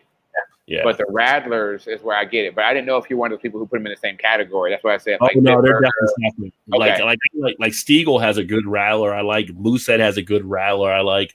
I'll drink Radler, but the shandies are totally different. It's just and if you're having the experience of the beer, my thing is like we talked about earlier, you don't want to just sit there and chug it. You're trying to enjoy it. Well, after a point, if you're not drinking it quick enough, it becomes too syrupy, and it's like you don't even want it anymore. So that's an American issue right there, right? Because we put everything in something that's way too fucking big. Depending on what it is, yeah. If you poured a 6 to 8 ounce Radler or a shandy and put it in front of somebody so they could finish it while it's still cold, yeah, you're better off. It's a whole different experience for them. Yeah. And that's where some bars have moved to in breweries where you can get like an 8 ounce serving now rather than a 16. So those that have done that have made a nice move, I think, in that way. I mean, or if you want a 12 ounce beer, a lot of people don't want a 10% ABV or whatever, or a big beer. They cut it in half. But I got one place here. It's funny. One of my local places, and I haven't been there again because of the Corona stuff, but they'll put like a lot of stuff like in their 25 ounce mugs, right? And they have craft beer on tap. And it's like, you don't really want to put the double IPA in the 25 ounce. But again, guess what they charge me for it? It's like $4 something. So I'm not going to tell them not to do it. I just tell them don't give me a frosted mug. So I got a place up here. They $5 flights.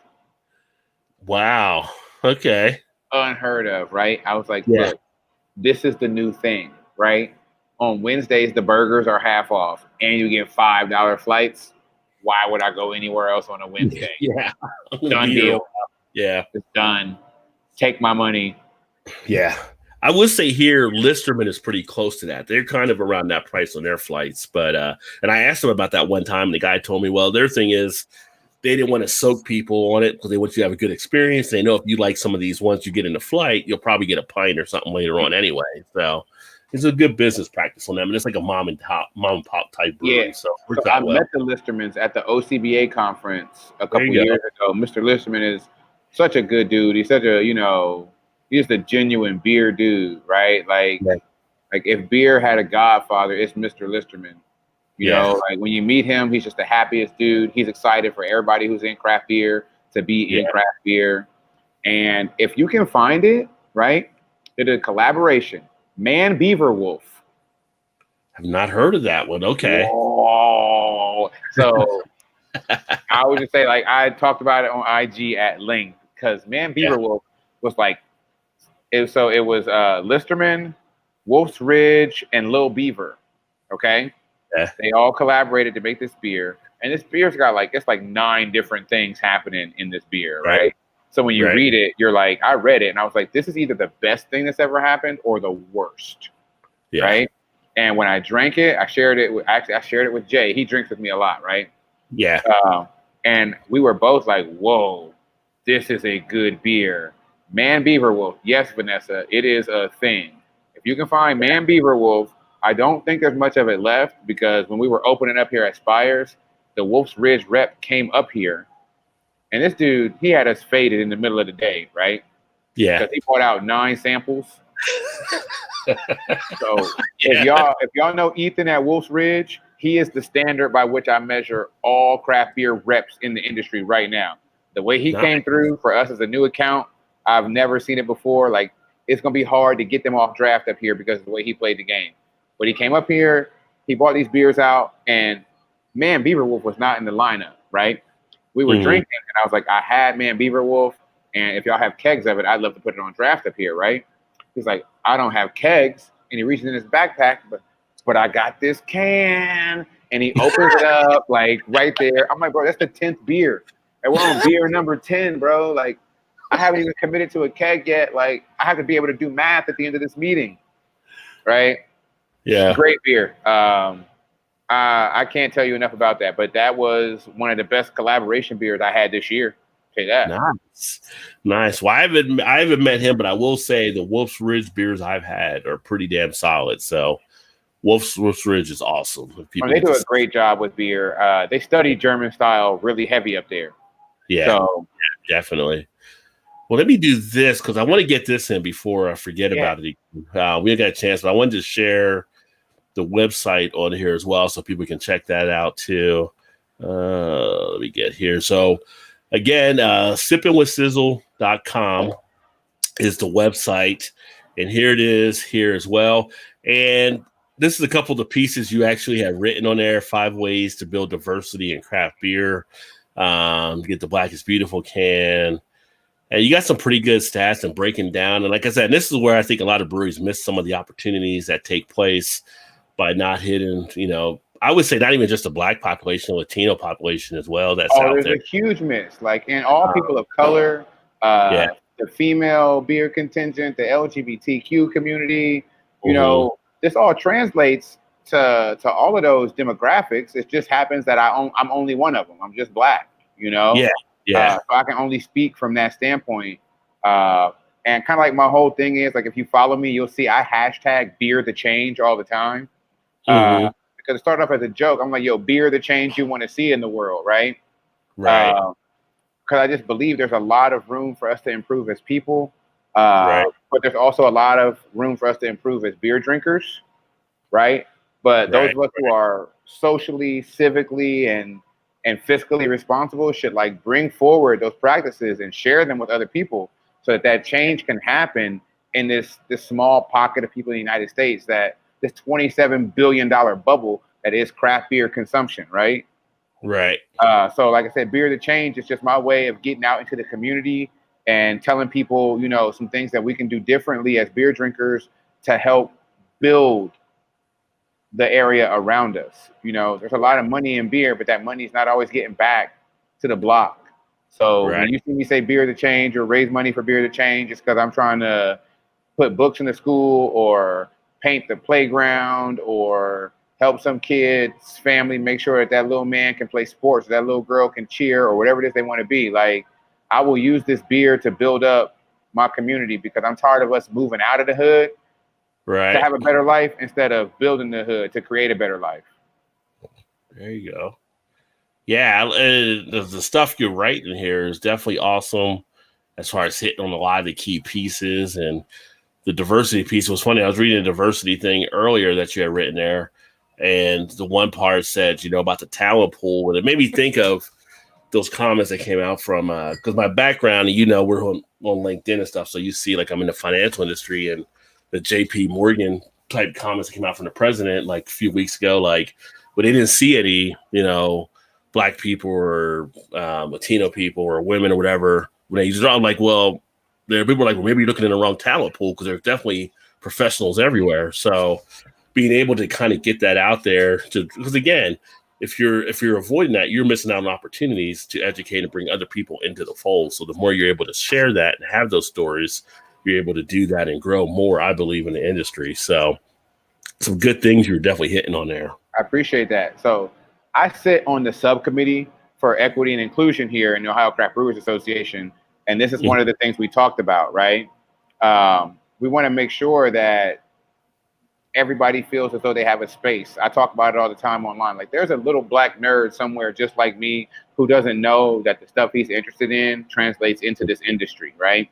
So we kind of have to create resources, but beyond resources, like the marketing tools to show people that this exists. Because had you told the young me, right, that was obsessed with science and wanted to be a marine biologist, that I could have turned my love of science into propping up yeast, you know what I'm saying, for a brewery, I might have explored that in college, right? Had you told the young me that was like, yo, I'm gonna get this degree in accounting, that the road to, you know, being a brewery CFO might be through this accounting class, right? I might have explored that. I would have, like, you know, looked, I would have made craft beer a key word in my job search. And we don't market it as an industry because as people, right, like what we know is bad beer, right? Bad beer and bad politics surrounding beer is what Black people know, right? Yeah. So until we beer that change, right, you know, we communicate to the people that it's not what you've been conditioned to believe. You know, we're going to keep having people who end up here on accident, like me.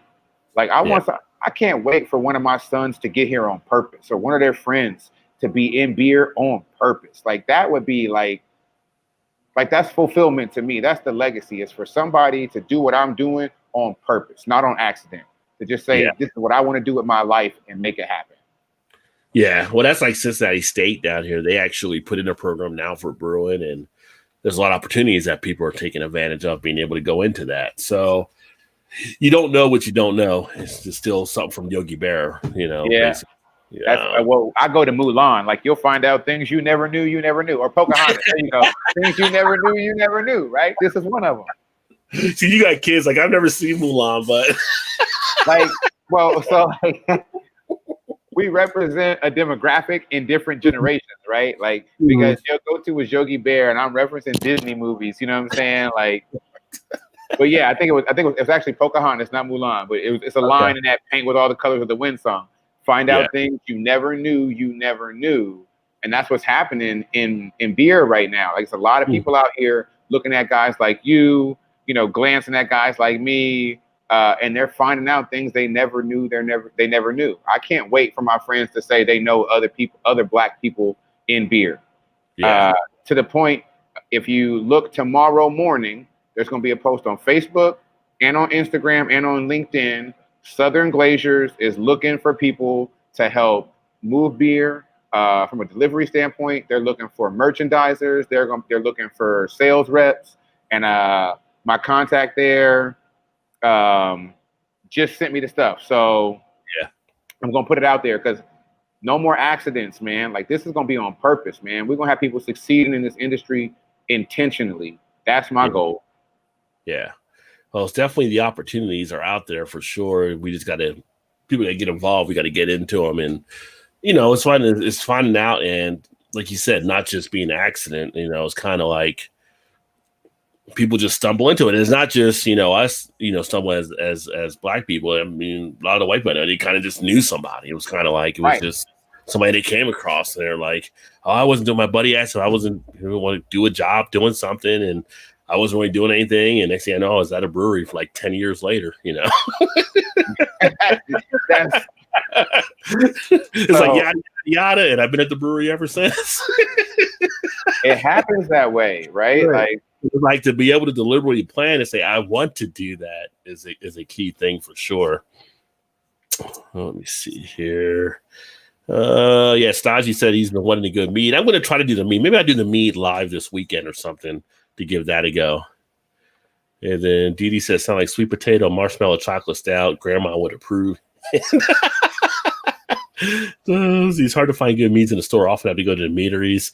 Yeah, I mean, unless you got like a thing like I have, like the Jungle Gyms or like the party stores where they have specialties in there, you can't really get that in a regular store for the most part. Oh, let me see here. I'm gonna jump down. Sergey's in the house. What is going on, Sergey? It's been a while, my friend. I said, hello, you weird people. Sergey likes to pop in. Yo, I love all the weird references and the nerd references because that is what beer is to me. It's weird people and nerds hanging out, enjoying these beverages. I mean, like, who would think that I'm sitting here, right, talking to somebody as accomplished as you are in the field of finance, right? Yeah. You know?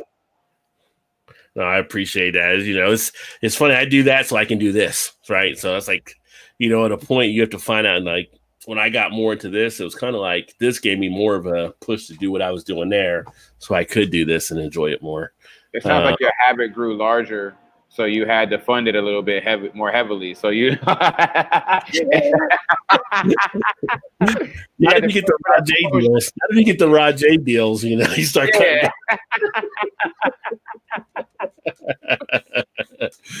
Chad said Murphy Stout is awesome. I do like a Murphy Stout. I will say, you know, that's a nice little one I used to have back in the day as well. If I go, I could actually say if I go like the regular Guinness Stout and the Murphy Stout, I actually like the Murphy Stout a little bit more than that. I like Murphy's. And there's another, so like if you can go to an Irish pub, it's not a stout, but Kilkenny on draft. Yeah. Such a good beer. Yeah, I've had that on draft before, and that was good. Stodgy said Brad going to order a meat from somewhere. Yeah, he's been hunting like meat like crazy. He's wanted to do. I don't know if you can source this online or not, but try Zenbee Mead. Mm-hmm. Zenbee, Zenbee. They're up here in Columbus. They're my go-to meadery right now. My go-to meadery, actually, my number one closed down because of COVID.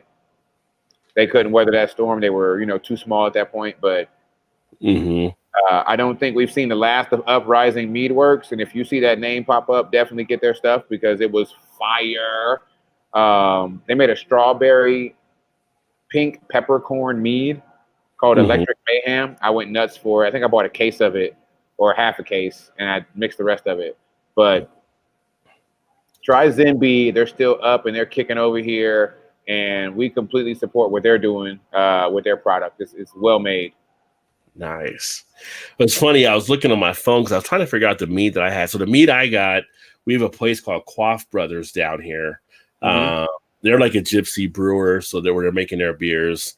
It's the Aisha mead, and it is a bourbon barreled pepper mead, 14.5%. So I'm with it.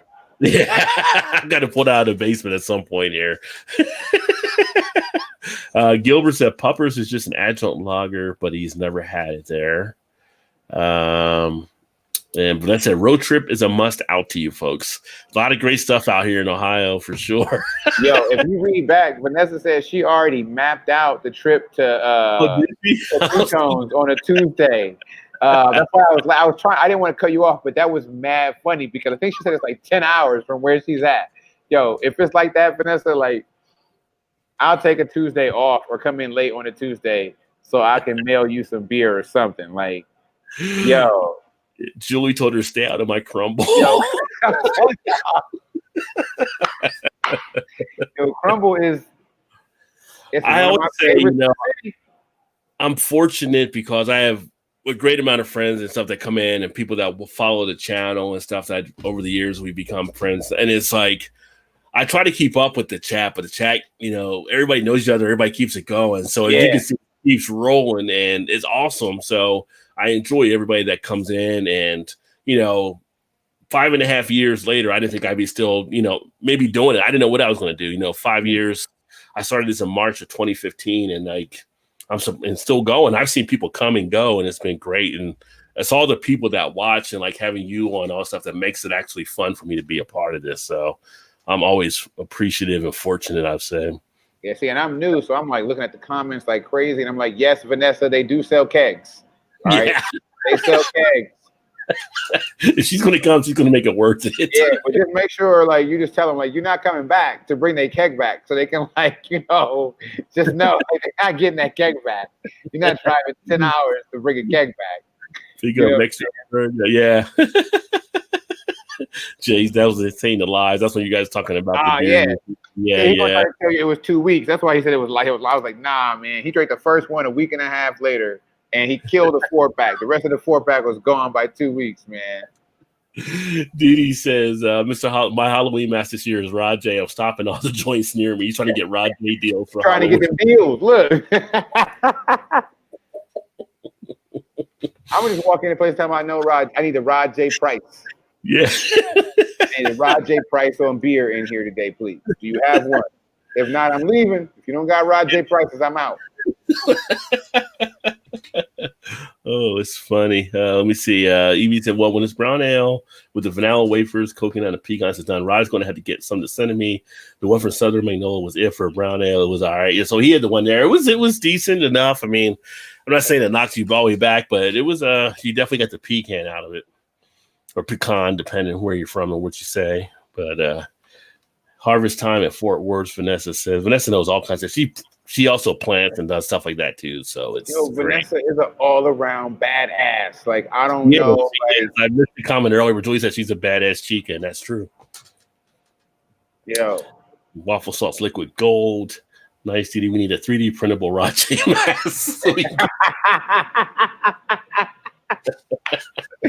Yo, on a trip to Cincinnati, I'm with that. If anybody on the chat wants to meet up in Cincinnati, like, we can all go down there. We'll get the 3D. I know some people with a 3D printer. We can print some Rod J masks, and we can all go shopping together and make sure we get Rod J deals. I'm like, no, I need that $9 case or the $4 4-pack, whatever it is that Rod gets when he comes through. I need that. Cheers, Moose Gal, as well. Good to see you. Moose Gal is always awesome to have in here, too. Let me see here. Evie said lemon shandy with some tequila will probably taste like a low-key margarita on the rocks without the salt. Yeah, maybe if you throw some tequila in there, that might be a way. I mean, to get it freshened up. It's funny. I always EB, his wife, Erie. She's not the one right now that I've seen here. Unless I haven't got to her comment yet, but she's waiting for Zima to come back out because I told her if Zima came back out, I'd do the video with her. So Zima is back out. What are you talking about? Not here. It's not. Oh, it's not? Because I can go to Mikey's Late Night Slice and get Zima and a Jolly Rancher right now. Don't tell them that, and they're looking for it. Yeah. I mean, but if you're not in Columbus, you can't get it. Well, no, we can't get it here. It came here for a while, and it was going like nobody was buying it for a long time. I think they shipped it back. Yeah. Well, it must all be at Mikey's Late Night Slice. Must be. Jay said, don't babysit beers. Nah, that man does not. Like, he drinks every beer like it's a Kool-Aid burst. People are supposed to enjoy it over time, you know? My wife does. We drink some stuff, so. It's like, we're not in college anymore. Wish I could have a drink. So Moose Gal's not having a drink right now. You should send me a glass rod. I'll send you a hat. What size you wear? Yeah, we can definitely maybe talk about doing that as well. So this is like this was the newer glass that I just came out with there, with that, and the get your beer on the backside and Pita Scotch and ESB, a big stout with bourbon and a Belgian strong dark ale with Canadian rye. That's how Gilbert gets down. He just rolls that way. Moose Gal said she was starving. I guess we talked about a lot of food there. Yeah. He said that's when you talked about getting the crumbles shipped to the house. Yeah. Well, if Vanessa makes the road trip, Vanessa's going to pick it up for everybody. Yeah, Vanessa makes the road trip. If she don't, even if she don't, like, yo, y'all can DM me on Instagram at Sipping with Sizzle. I'll take care of everybody I can, you know, to make that happen, because it's just one of those beers that I enjoy. I know Moose just asked about like my favorite drinks. Oh yeah. If I had to make a drink that would happen all day, every day, it's called Monkey in the Meadow. I came up with it on accident, right? It's elderflower tonic water. Elderflower tonic water, lavender bitters, Monkey 47 gin, and squeeze half a lemon in that joint. Really? Oh my God, yeah. Woo. So I'm supposed to start doing some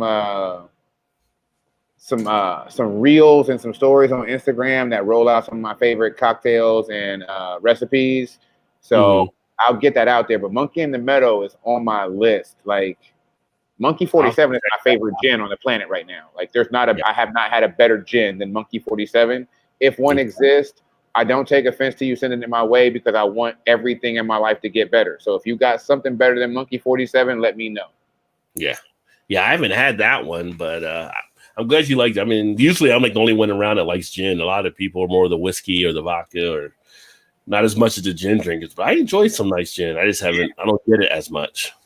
So what would you say the nicest one you like? What's your go-to right now? I won't say the nicest. I don't even have I mean, I think the last gin my wife had gotten some Tanqueray and I had that, and that was about it. But that's kind of like your base level type gin. So I haven't got any fancy type gin like that. I'm in Kentucky, so that's like the bourbon state. So I try some of the different bourbons from time to time, but beer is always my first love. So that's what I'm usually on is the beer. So I just need to branch out some more. Back in the day when I bartended back in the 90s, I drank more liquor than I did beer, but times change. And we started drinking beer and we started getting big, Rod. Like that was me. That's true. That's what happens. Yeah. I couldn't break 170 pounds before I started drinking beer. Yeah. And so next thing you know, I blew up. I was like, I gained like 40 pounds in the summer because I was selling beer and drinking beer all day long. The thing is, if you're drinking and you're still playing basketball or whatever sports you're doing, golf, tennis, something, as long as if you're active, you can kind of work that off. When you ain't as active because you got work wearing you down, it definitely catches up with you. Yeah, it caught me. Yeah. It caught me. I'm working it off right now. Bombay was that was my entry like to gin. I was like, this Bombay is crispy. I think Nina was just saying she was drinking the Bombay. Yeah. I haven't had the Bombay, but I've heard people that have had it that have liked it.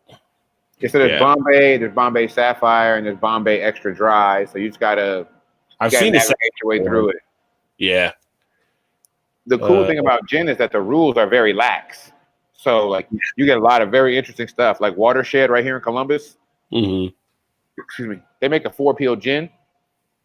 It's out of this world, man. I'm like, like it's not monkey, but you're like, whoa, this is no ice needed. No, that's Watershed pretty good. 4-peel, Monkey 47, and Watershed Guild Gin with chamomile. I will drink the 3 of those. No ice, no mixers. All right. Yeah. That sound like I was sitting at the Woolworths counter for that pumpkin one. Right? I mean, for everything they were putting into it, it could have been like the Woolworths counter.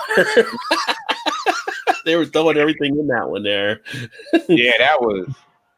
Yeah, I'm looking forward to trying that, though. The less pumpkin beers I drink, the better this year. Turns out I drank 0 pumpkin beers this year. Yeah, this will be my first pumpkin one to drink. Do you like pumpkin beers? Do you have a favorite that you like to? I won't say I have a favorite pumpkin beer, right? We just made one here at work. It turned out pretty good. It was like we did like 108 pounds of like real pumpkin. We roasted them. One of them we actually shot with a flamethrower. Oh, yeah, just for fun, right? Yeah. Like we've got a flamethrower around here. We had a brewery, just brewery. Yeah. But we put like 108 pounds of pumpkin in here, and it legit smelled like a pie when we were done. So it's a decent beer. I'm not a pumpkin beer aficionado, so like don't take my word on pumpkin beers. If you want to try it, you got to try it. I don't shy away from them though. I just don't run. Yeah. Have you had the Warlock like from Southern Tiers? I had the Warlock and Pumpkin. And pumpkin. Yeah, I like the Warlock. I'm more of a stout than over the regular ale in that regard. So I like the Warlock more than the pumpkin. But there's some decent ones that are out there. But I usually get burnt out at some point during the season. Yeah, I don't let that happen. Yeah, Vanessa, please write a book on your methods at some point, Sizzle, which would be a great thing. Make sure you're tracking stuff. And if I wrote that book, it would be called Ignorance on Fire because I don't know what I'm doing. But I'm not going to stand still. Like that's my approach to this whole thing, right? Like, let's just make something up. That title's kind of catchy. That title's kind of catchy.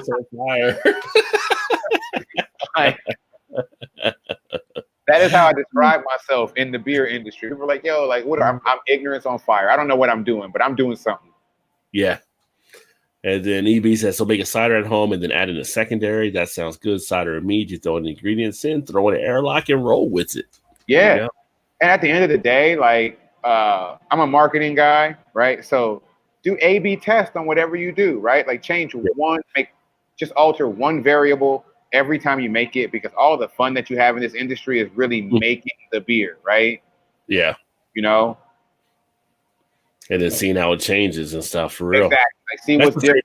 When you get beers, like to have a beer, if you get some beers, try to have some when you get them, but try to cellar some of them to see how the taste changes over time as well. I have a case of beer in my basement from the same year, a full case, and I just drink I open another bottle and drink it, you know, every quarter, basically. I don't drink them like regularly because I'm not like huge on Brett beers, but I enjoy them periodically. And I've tried it. It's been a different beer every time. Right. And with Brett, it's something that can cellar for a period of time. So you can always try to see how it changes and pick up how it affects everything. Because my understanding is that yeast doesn't die in that bottle. Like, it stays alive. Like, it's one of the hardest yeast to kill. Yeah. And it just keeps eating sugars and altering flavors as you go along. Yeah. That's why it's like some of the, like, you know, a rule of thumb is usually at 8% if you're going to cellar a beer. Usually like an ale or whatever, that's going to be more malt forward than hop forward because the hops will fade. But sours, I got a golden ale that I had for 2 years. Yeah, well, see, there you go, right? So that's another one. So like the sours can just still kick it as well that people don't realize, and they're usually lower. Like you can get a lambic, you can do a lambic for a period of time, and that's like a 3.5-4% beer at times. If you get a lambic, take your time with that beer, please. Yeah.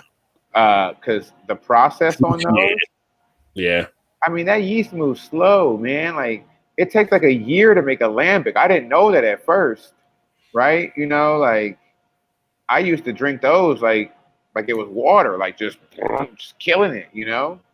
Yeah. So when you learn what goes into that craft, you're like, wow, that's a lot. What is it, Lindemann?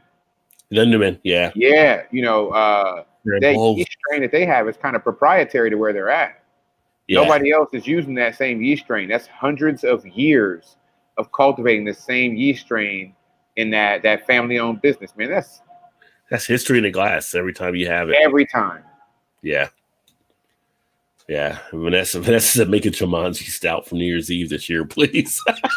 So I do breakfast when the ball drops every year for New Year's. Mm-hmm. I always do ball drop breakfast. And this year I want to make a breakfast stout. Mm-hmm.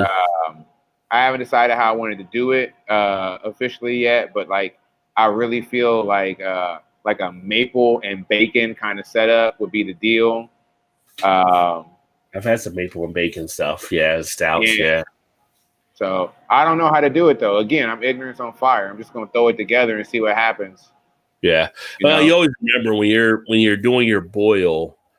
You're making the wort. It's kind of like the later stages when you're adding the stuff you want to keep the flavor out. And so you're putting those in 15 minutes or so towards the end or whatever, or under, depending on what you're doing. But you're on a larger scale where you're at the brewery versus what I'm thinking when you're making it on your own stove. I'm definitely going to make it on the little 3-tier gravity system I got up front. It's just there's like 15-gallon pots that we took on. You know, it's like 15-gallon pots on like a 3-tier turkey fryer. All right, like let your imagination do that. That's what I brew on mostly. Like the stuff you see behind me, like I don't brew on that by myself typically. Like that's a team effort.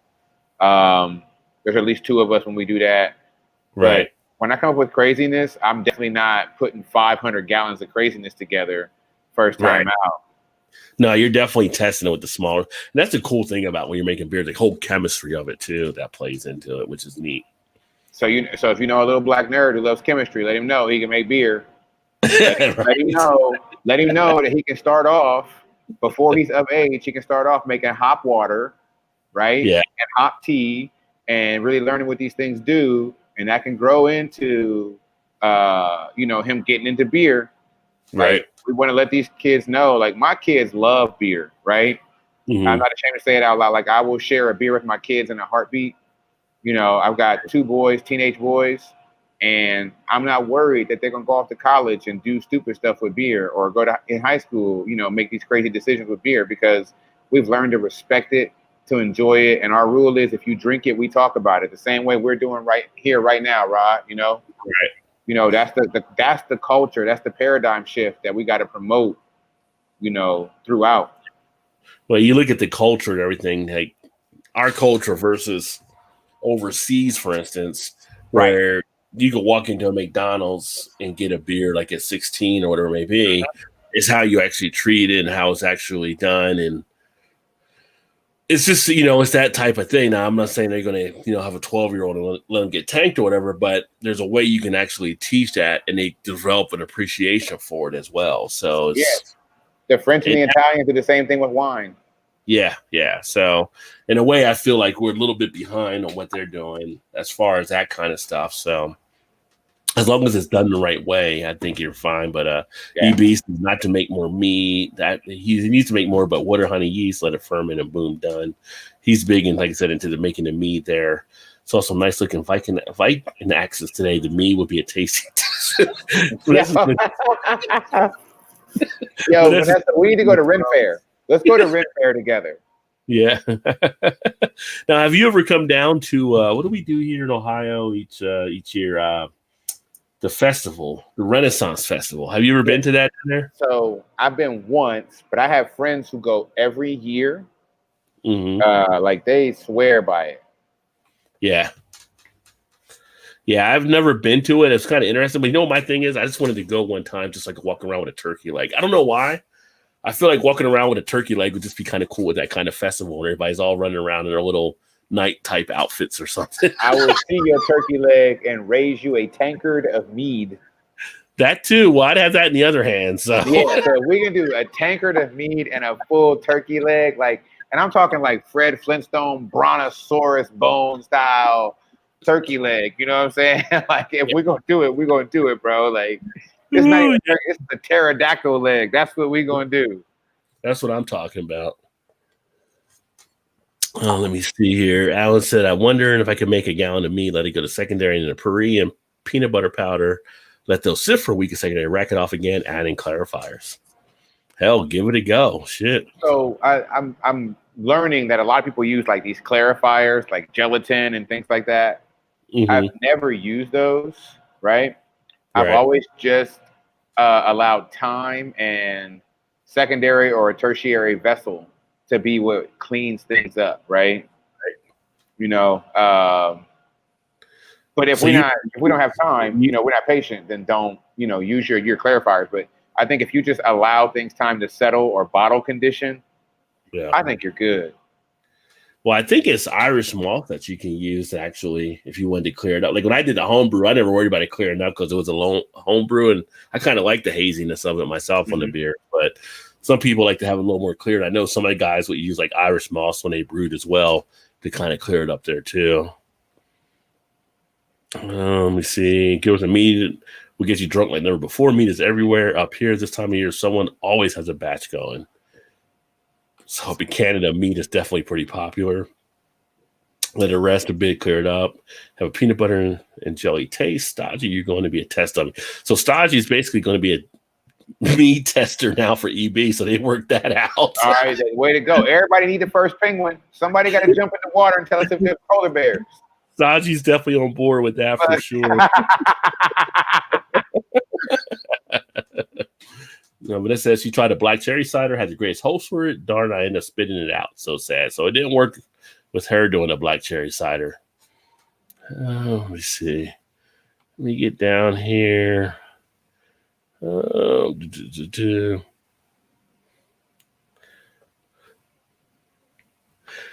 I said, what if you make the fruit juice yourself? That might affect the sweetness level. Oh, definitely. Like if you can control like the sweetness. Keep in mind, though, a lot of fruit is not naturally sweet, right? Right. It's like a lot of it's tart. I found that out when I was doing the Blackberry Molasses Stout recently. I was like, oh, yeah, this is going to be so good. Like the blackberries were super tart, right? Right. So just kind of take that into consideration. I don't know the science behind a lot of that stuff, but I have a lot of fun, like, just messing it up, you know. And I think that might be why I'm not as big on my version of Black is Beautiful with the blackberries and molasses as I am on other people's. Like, I don't think I made the best one. You know, shout out to Jay because he's always been real with me since we were kids. You know what I'm saying? So I know he's not, when he said it was the best one he's had, I know he's not lying to me. But, you know, I'm always my toughest critic. I'm not as big on it as he is. But I had a lot of fun playing with that beer as I went along. And I'm going to have a whole lot more fun playing with that recipe, like for who knows how much longer. You know, it's not the last time you're going to see blackberry molasses in a stout from me. Yeah, I need to be there next time when you do it. So, hey, if you're not here, I'll send you one, brother. So here's I'll let you on a little secret, right? I can condition those beers to carbonate them. Okay. And my second running on the can conditioning did not condition strong enough for me, right?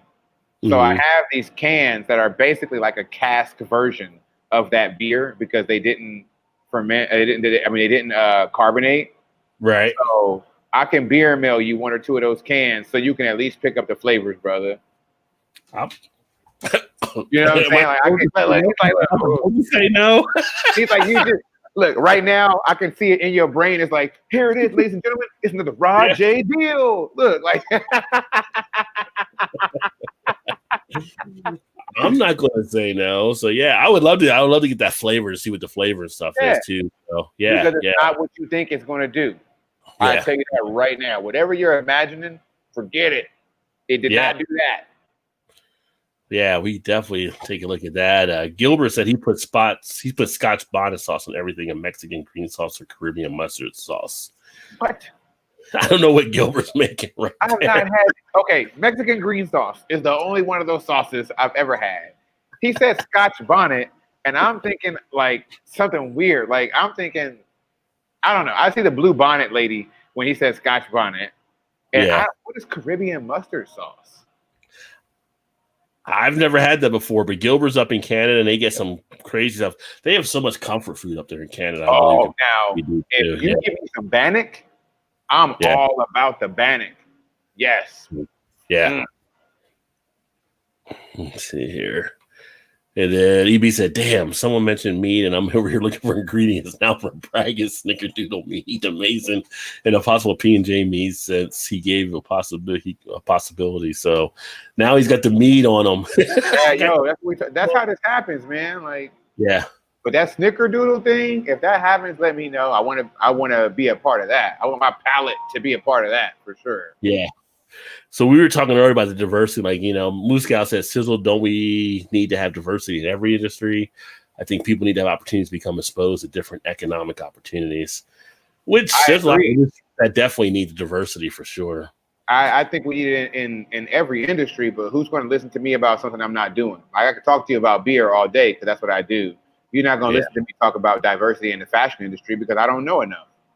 Yeah, true that. You know what's funny about, you talk about diversity in the beer industry, and I always make comments about this over time at different points. It's interesting that how they talk about the lack of women in the industry when it was really women that started it. Women started the whole thing, and it's like you have a bunch of women, and it's like women created it, and they pretty much got kicked out the house. Like, wait a second, we started this whole thing, like, and how are we not a bigger part of what's going on here? That's just interesting. Rod, you just pulled on my heartstrings, right? For about 3 months, I've had a draft sitting for a blog post about beer's biggest lie ever, and it's that this is a man's world. This is not a man's world, right? Beer, fermented beverage is not a man's world because the fermentation of all of these beverages started off as women's work, and the yeast was coming into the fermented beverage off of their hands because they were milling grain to make bread, right? You know what I'm saying? So some of the oldest recipes came from like ancient Mesopotamia, right?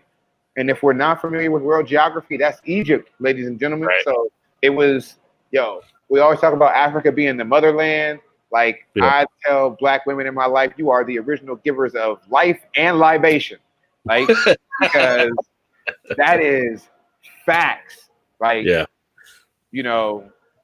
It's why you got breweries who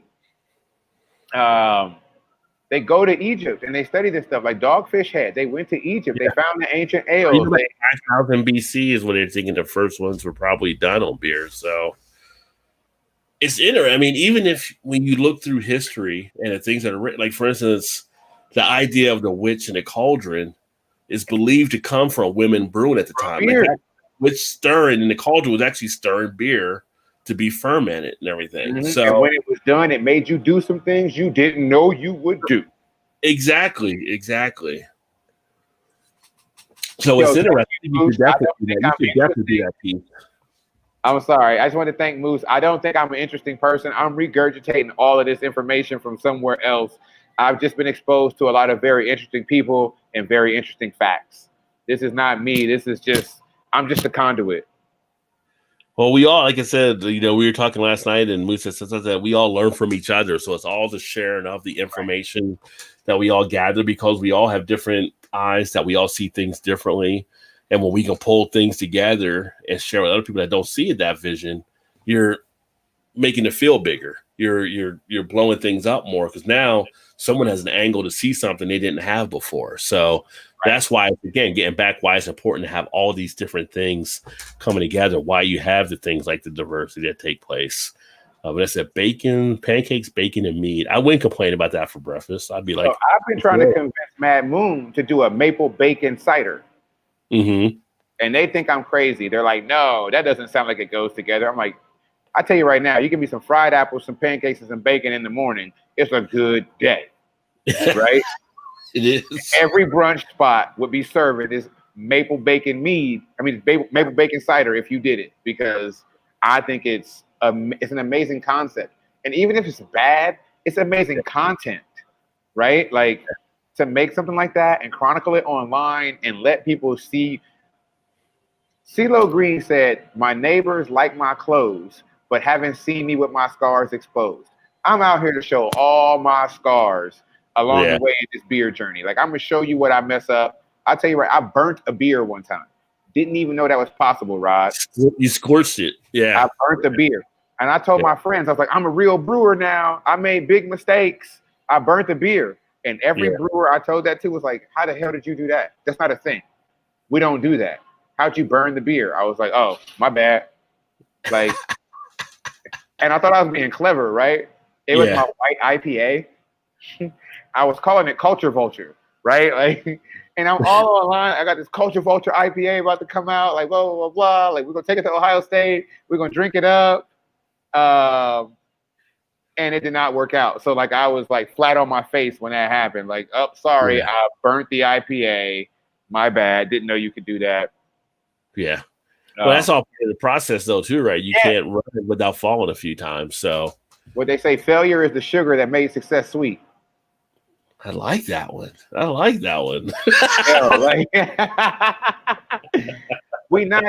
Listen, we don't take advice from the one-hit wonders in the music industry, and we don't take advice from the get-rich-quick folks in the finance industry, right?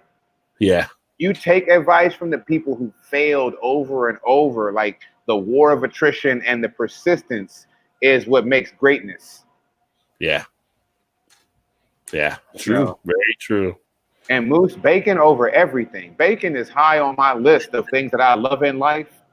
I'm going to go there right now. Let's see here. Moose said she told the cut that she couldn't do if her blood glucose didn't spike, she'd love to try mead. So she has to monitor what she actually takes in. Okay, so you can do a mead spritzer, right? So you can have a smaller amount of mead, add a little bit of ice and some soda water, okay? So that you're not consuming as much at one time, right? So you're not doing a 5 ounces or 6 ounces of mead, which is the standard serving. You can do 2 ounces with some soda water and some ice, and you can drink that slowly over time. You know, let that simmer down a little bit so that it waters down a little bit, and you can drink a little bit longer. But you can still get to enjoy mead for what it is. Like, there you go. That's a good idea. There you go. It's kind of like a mead light.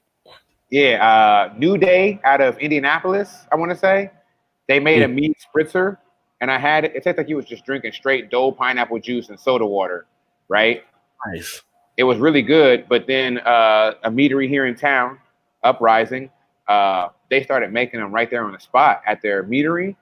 Mm-hmm. Game over. Game over. It was like it was me's answer to the Rattler. I could drink this all day. Nice. We got Nina in the house. Cheers, Nina. Good to see you, my friend. She also big into the beer. So she had her mind blown by Simple Keller beer earlier. Great beer. And Nina does some videos and stuff too. But I like a Keller beer. Like I said, I like some of the older styles that people are bringing back. Which is awesome. Let me see here. EB said, man, if you're going to ship some beer, I'll send you some money for a few beers you're killing on and one you've made, or the whole team will make that brown ale. So that brown ale is on my schedule, man. I got to make it this year. I got to get the EB too myself at some point here. Yeah, we're not going to wait too long on that brown ale. It's a thing that's going to happen. Vanessa says, save me some brown pecan ale. I would show up and make the pecan pies fresh. Oh. There you go. I'm going to tell you what, I'm betting Vanessa can cook her ass off too, so I'm sure you would love those pecan pies. I think we just need to do a GoFundMe for Vanessa's travel. You know what I'm saying? So we can just get her out here. You know? Definitely. And then I know we touched on the brown ale and some of the stuff there. Any other favorite drinks that you have? I know you talked about the gin. Is that the one from the gin earlier or anything else? Yeah, this was the comment that sparked that earlier when I was saying it. Okay. I've done a couple different drinks. I made one called the Gentleman. I think it's one that any of us can make at home. Just take unsweet tea, take your favorite Irish whiskey, and take Drambuie. Oh, okay. Yeah. I could go through the spiel of why I call it the Gentleman, but we're going to save that for another time. I feel like you need a tuxedo to enjoy that one. So I drunkenly got roped into a best bartender competition one night, right? Mm-hmm. And I'm talking trash as a young bartender. I'm like, yeah, I got the game on lock. Can't nobody bartend like me. Someone was like, you should do the best bartender competition. I was like, bet, sign me up. When is it? They was like, tomorrow. I said, okay, all right. I already said do it, so I got to do it because ignorance on fire over here, right? Yeah. They said the only rule is you have to use Tullamore Dew Irish whiskey. So I spent 24 hours, like 20. I slept for a little bit, like coming up with this recipe before the competition. I got there. Yo, these people had flair out the wazoo. I mean, we had dudes with Mario Brothers handlebar mustache and their vest on. You know what I'm saying? Girls got their vest with their chesticles all hanging out. Like I stood no chance, right?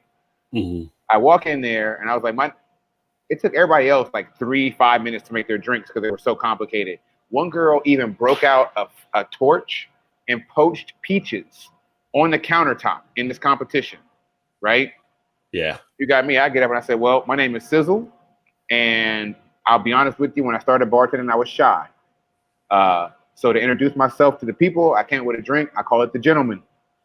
And they were like, what? I said, I want to be one when I grow up. I'm not one yet, but I want to be. So I chose Irish whiskey because I think no matter how much money you make, there's an Irish whiskey on the shelf somewhere.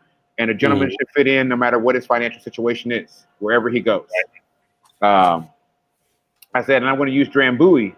And when I said Drambuie, half the room said, ew, that's gross. And the other half said, what is that? I said, that's exactly what a gentleman does. He'll reintroduce you to something you've had in the past in a new way, or he'll show you something completely new in your life. I said, then I'm going to add some unsweet tea because it reminds us of Southern comfort, right? We all feel at home when the tea is getting poured, and you should feel at home with a gentleman. Yeah, right. I'm going to shake it up right now because a gentleman should always know how to agitate the situation to his advantage. I'm going to pour it over ice because I'm the coolest dude in this room, and I'm going to garnish it with a lemon because if you bite me, I'm sour. Okay? Like, and that, ladies and gentlemen, is the Gentleman. Yeah. And now you guys can see how he works in sales.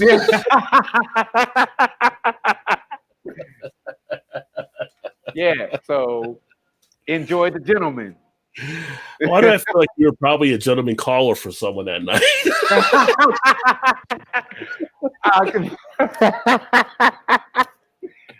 As I love this. Like we'll have this moment, right? So like as one of few African American men in the room when I'm in an Irish pub or a brewery, Mm-hmm. yeah, it happens. It was a thing, right? But thankfully, people come along and help us like clean up our act, because you've been corresponding with Whitney, to set this up. I don't have moments like that anymore because I have someone like her, I'm still the gentleman, but I'm just hers. You know what I'm saying? Yeah, coordinating everything. Yeah, working with everything. Yeah. And then Evie said, Rod, I'll be fine to send you some home. So, we'll get some stuff there. I got some stuff that I got to get to you as well, my friend. Let me see here. EB says, now that I know Zima is around, I can find it. Yeah, make sure you order your Jolly Ranchers, though. Don't do Zima with no Jolly Ranchers. If he finds Zima, that means his wife finds Zima, and his wife's going to be like, okay, let's do the live stream with me and her drinking Zima. And I don't want to drink Zima. What if you make a Zima cocktail? You don't have to drink straight Zima. Apparently, when I drank Zima back in the 90s when it first came out, everybody's like, oh, you didn't do it with a Jolly Rancher. I'm like, am I supposed to carry a pocket full of Jolly Ranchers to drink a Zima? It should be just good to go out of the bottle, but... Well, no, they at the same store. Like, I only saw Zima at corner stores, and you couldn't check out of the corner store without seeing a Jolly Rancher.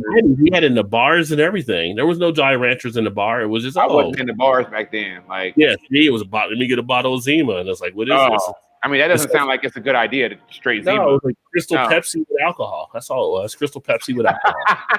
Well, I saw a meme where it was the Scooby-Doo joint where they pulled a mask off the ghost, and it's a Zima, right? And then they pulled the mask off a second time, and it's a White Claw. It's probably recycled. That's probably where the rest of it went to. Yeah. Oh, let me see here. I'm going to get you out of there so they're probably like, you still going over there? So let me see if there's some other one here. I saw my Slack notifications going off. People like talking to me. I was like, I'm busy right now. Look. Gilbert said his favorite gin is Berry Brothers and Rudd No. 3 London Dry. So I don't know if you've had those. I'm adding those to the list. Berry Brothers and Rudd No. 3. Let me see here.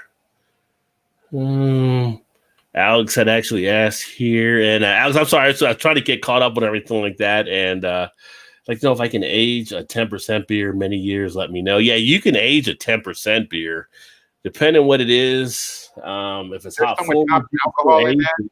Yeah, I mean, you can age it if it's hop forward. Some of the hops may fade a little bit, but even then, you take like something like the Dogfish Head 120, which is higher than the 10%. People will age that for years. Yeah, I actually have had one of the Stone IPAs I had like a year and a half later, whatever. It was actually still pretty tasty. You still got the hops and stuff. It's taking care of the beer, keeping it in the right temperature. You don't want to get too hot or whatever, where it starts to ferment again like that. I got a nice spot in my cellar basement where I know the temperature there. I can put stuff there for a while. Lindemans, Cuvée, Renee are amazing. Still have bottles in the cellar. So there's a Lindemans one there as well. I don't know if you've had the Cuvée Renee. Anybody using Cuvée yeast is, in my opinion, like a brilliant brewer, right? Like that. Yeah. Like I had a sour stout that was brewed with Cuvée Barrique yeast, and it completely changed. Like I didn't even think that was a thing, right? I thought it was an oxymoron, sour stout. But it completely opened my eyes to a new style of beer. And then I started trying a lot of other Cuvée stuff. And like, yeah, that's a yeast strain that's very hard to deal with. So if you got a brewery who makes it and puts it out, like chances are you found a good product. Yeah, well, you don't go wrong with Lindemans. I mean, that's for sure. Nina said bacon is chemistry, yeah. And Chad said the Botanist Island Dry Gin is my favorite, but it's not cheap. Mixed with gin on ice and you're golden. Yo, Botanist is a good gin. Like, I had a lot of people telling me, it's just this Monkey 47 thing, man. It's I wonder if you had the Monkey 47. I wonder too. Yeah. Look, it's in the office right now. I Yeah. keep a bottle in my office for myself. There you go. Yeah. And Gilbert said, I used to share a beer with my dad at the dinner table after he got home. I had a couple sips when I was young. People would lose their minds today if they saw it. Yeah, that's the thing. Like the culture thing is different, but it's kind of like, you'd have a sip or whatever, or a couple sips of your thing. It's funny. We went down to Dallas last year for my nephew's graduation. He graduated high school, so we went to dinner and stuff like that and everything. We went to like one of the restaurants afterwards, and I got a drink or whatever and asked him, you want a sip? You want, he's like, no, and he doesn't really do as much. He's a football player, so he doesn't drink really that much because he's trying to stay in shape, but he'll drink once in a while here and there. But it's like, it's, if you prepare them, it's a lot easier. And then, like I said, when I was in college, I went to WVU. I don't know if I told you that or not, but we were the number one party school in the country. We partied like all the time. And over the years, you can see the kids that would come to school that never had alcohol. You see them out there falling down the street, rolling down the hill. I mean, just like didn't know when their limits were. And it's like, if you're prepared for that, you're less apt to get in those kind of positions. Don't get me wrong. We had our nights where we got crazy, but everybody does. You knew that, you could tell the ones that never got their first time of freedom, like their parents held them so tight on stuff. So, let me see here. So I normally let things go, but I see it all being a rage among homebrewers of mead. I've always liked letting it go. Let me see here. Scroll down. He said, I'll set aside a bottle of Snickerdoodle. You might be my hero. Yeah. Oh, but that's what you never had known that if you wouldn't have said anything. So yeah, so my crew is very involved on stuff, which is awesome. But it's also sweet to say that. Sizzle is very interesting. Yeah, he is. And I know Sizzle, you commented there as well. Vanessa Sizzle, fantastic guest. I have a lot of notes tonight. That's awesome. If you got Vanessa taking notes, you're dropping some good knowledge. If he's taking notes, then you are dropping some knowledge. So, yo, thank you. That's high praise. Like, I mean, I'm telling you, I was nervous to come on this show. I'm like, man, like this is Rod. Like, this man is like, when I first found other Black people drinking beer, he's one of the first ones. And other people was like, yo, no, watch Rod's show. Just watch Rod's show. I'm like, and I don't even be in the comments. I be watching quietly in the background. I didn't even know. I appreciate that. No, yeah, I won't be quiet no more, y'all. I promise. Like, when I'm watching in the future, like, I'm gonna be right here in the comments with y'all, like, because this is love. This feels good. I like this. Yeah, please always bring the comment stuff in. That's what makes it fun and why I do what I do, and it's all good. So no, I appreciate that. Sizzle, why put bacon and everything? I'll answer that. Moose Gal, why not? Yeah, exactly. So I'm about to give y'all this, right? If you go on YouTube, right? Because you're gonna see this on YouTube, right? Mm-hmm. After you watch this a second time, because we got to make sure Rod get the views. Type in bacon bits and croutons in your search bar. Bacon bits and croutons. Just type it in your search bar. That's all I'm gonna tell you. What you get after that, and you'll understand why I love bacon the way I love bacon.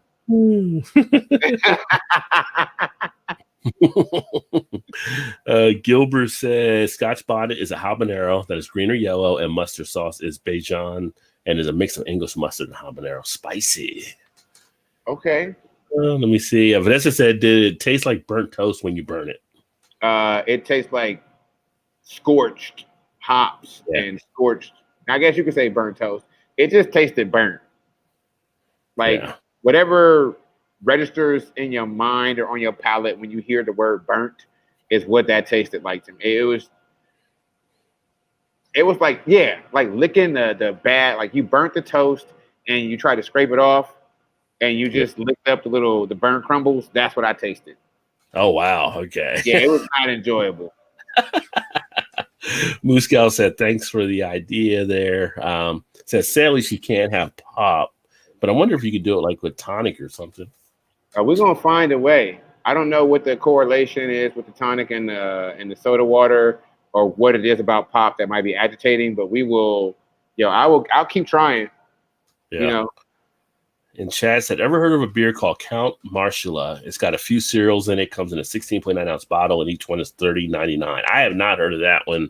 I thought I did, until he said it was $30.99. I thought I saw it recently. It might have been a Rod J deal you saw. Yeah, look. If it was $3.99, it was a Rod J deal. Look.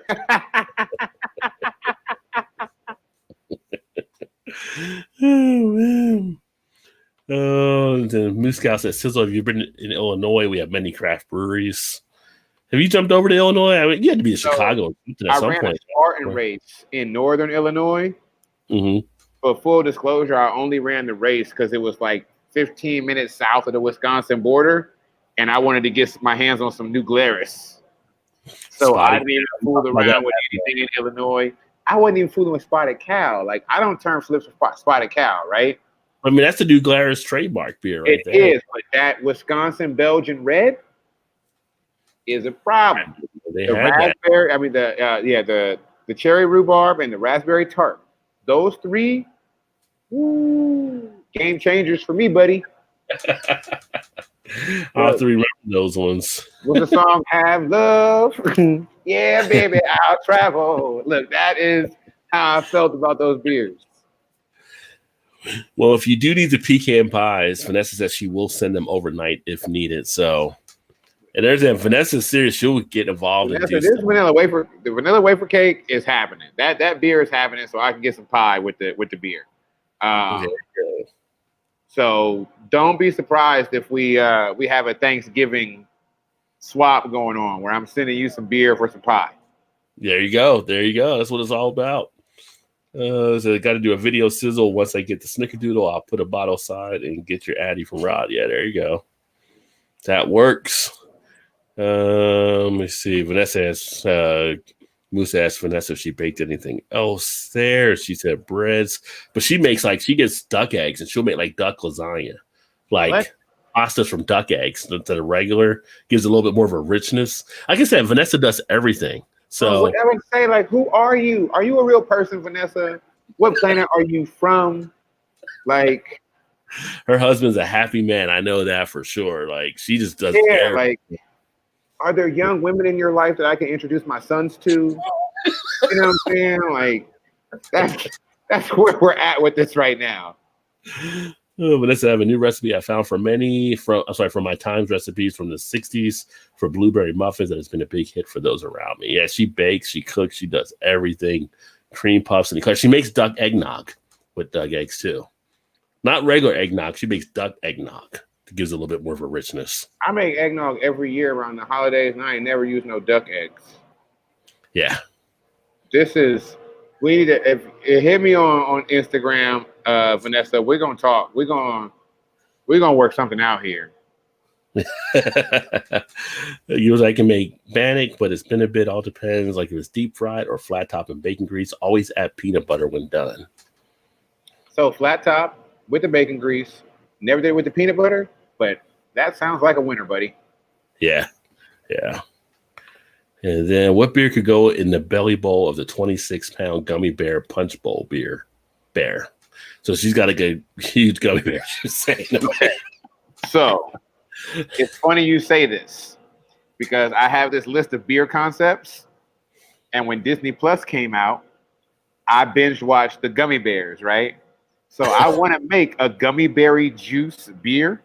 And I don't know if I want to do like a really crazy like fruit punch IPA kind of thing, like a tropical like citrus fruit punch IPA, or I want to get really crazy with the Berliner Weiss.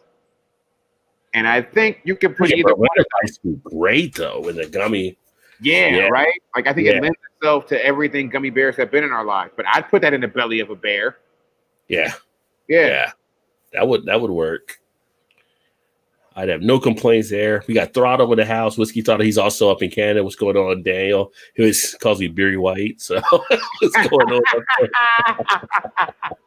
I like that. Whiskey. Let's see here. I'm trying to get some of these other ones down here. I said, my Dragon's Milk Stout's retired on my cellar steps in the basement apartment. Perfect chill temp. There you go. Yeah, let me see. Saddle says 47 Monkeys is a craft beer of gin. So I think that's a good thing. 47. Yeah. And he said Botanist is from Brewick Gladdy. So Throttle does a lot of stuff on whiskey. His channel is awesome. If you ever want to get deep into whiskey and stuff, to check him out. He has a lot of stuff that goes on there. Definitely on top of the whiskey game. Let me see. I'm glad you're on the show, Sizzle. Thank you for all your info, Vanessa said. So, you're welcome. Appreciate it. Said one crazy night in San Antonio, I finished the Japanese Gardens at 0200 hours. A little short person came running after me.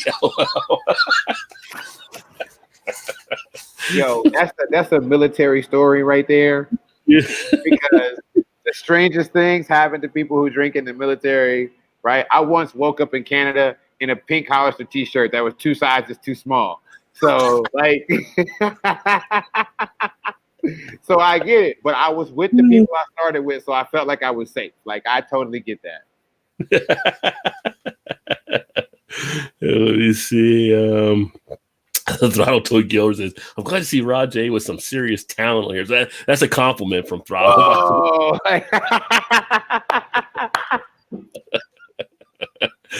I feel like some of the other people I have on there sometimes Throttle's like, they're bums, kind of like Mickey in a Rocky speak or something. But yeah, he was appreciating you being here. Let me see. And see what else we got down here. The Botanist is Relatic and distilled out of Dumbarton's Lowman still. They're talking about that there. Isn't gin the first flavor of vodka? If you're saying isn't gin the moment where vodka evolved into something greater, then yes. I'm all for that. Yeah. Well, let me see. And Throttle told Vanessa, I know a guy who won't eat his toast if it's not burnt black. So he was friend like his burnt. I would have gave out an IPA. Yeah, he would have probably enjoyed it. Spotted Cow. Spotted Cow is kind of funny because when I had Daddy Porter on yesterday, we were talking, and Spotted Cow, like I said, everybody knows New Glarus by, but I've had some people that kind of say it's overrated, and I have people that love it, but I think it's got the hype around it that people that don't have it look for it. I don't know if it's just from the hype or what. I don't think it's a bad beer. I just don't go crazy for it. It's not what I go to New Glarus for. It also wasn't what introduced me to New Glarus. So, like, I started with Wisconsin Belgian Red was the first New Glarus beer I had. Right. So, like, when you give me that and then you give me Spotted Cow afterwards, I'm like, excuse me, where's the red stuff at? Yeah. Like, what is this here? Yeah. Like, why did you downgrade me? Where's more of the Belgian Red? Well, if you need rhubarb, Vanessa has two tubs of frozen rhubarb stewed in the freezer. Roger had some great talent all week, and gin is better than vodka because it's not filtered. There you go. Well, thanks, Gilbert. Appreciate that. Hey, I'm fortunate to be able to get these guys on. I said having Anthony on tonight, having Daddy Porter last night, and then having Eric from Lord Hobo on Monday. It's been a great week. It's just, what I've learned over these days, because I have the other live show me and Todd will do tomorrow, is I got to give credit to Jimmy Fallon and all those guys that do it every day. Yeah. Hey, but you know what though? They got a whole team of people who pull off. You're right. And it's just you doing this. I mean, this is all love, man. If you got I'd be dropping a link with your Cash App or something, like, to get some love, brother. Like, 'cause you deserve it for what you're doing here, man. Well, I appreciate it. I mean, like I said, I do this for fun anyway. I mean, a lot of people have donated before, so I never push that. It's just, I'm here to do what I do and share it. I love telling the stories. I mean, it's fun being able to share this information. So, and I'll gladly give money to anybody who can get a case of beer for $8 or whatever it was. Like, I will buy you a case of beer every time I watch the show. Like, that's a well worth it contribution. Yeah, it's like last weekend I went out, like I said, I did an unboxing video, and they were all, except the one pumpkin beer, everything I got was like pretty much, I got like 4 bottles of Duval and a glass, $14.99. I've got like all these other ones, and it's just like, I don't know. It's just, I'm in a fortunate place. I don't take it for granted, but I'm in a spot where I find deals. But sometimes I just walk in places, and it's just luck. It's just sometimes. I didn't even know you could discount beer like that. I thought the price was fixed. Yeah, no, you can actually places put them on sale when they're over surplus. I mean, I don't know how much they do it up in Columbus. I have a couple of spots I go to in Columbus. And I think one of them is in the market. Oh, you're talking about Barrel and Bottle in the North Market. Barrel and Bottles, yeah, that one. And there's another one it's like there's always construction going on. I can't think of the name of it, but it's right off of downtown as well. Market maybe. I know what you're talking about. There's a Domino's Pizza right there, right? No pieces. Next to like a tennis salon or something, like Corner Market. Let me take a look here. Because I keep a list of places. Market. No, not that one. Let me see. Let me take a look here. It's funny because I always end up at North High Brewing every time I'm up there too, like eating and drinking over on High Street. Where is it here? Cornerstone. Oh, Cornerstone. That's in you said downtown. Cornerstone is in Old Town East. Okay, all right. Yeah, that's called Old Town East. You over there off Parsons Avenue. I know where you at now. Yeah. Because you can get just nice Broad and Parsons. Yeah, and I'll get like a lot of individual bottles and stuff there all the time too, and they have some pretty good stuff. No like crazy deals or anything like that, but it's just a cool. No, she gets good stuff. Yeah. And if you ever get a chance to talk to Teresa, who runs that place, she's a very interesting person. Yeah. She's super interesting. Yeah.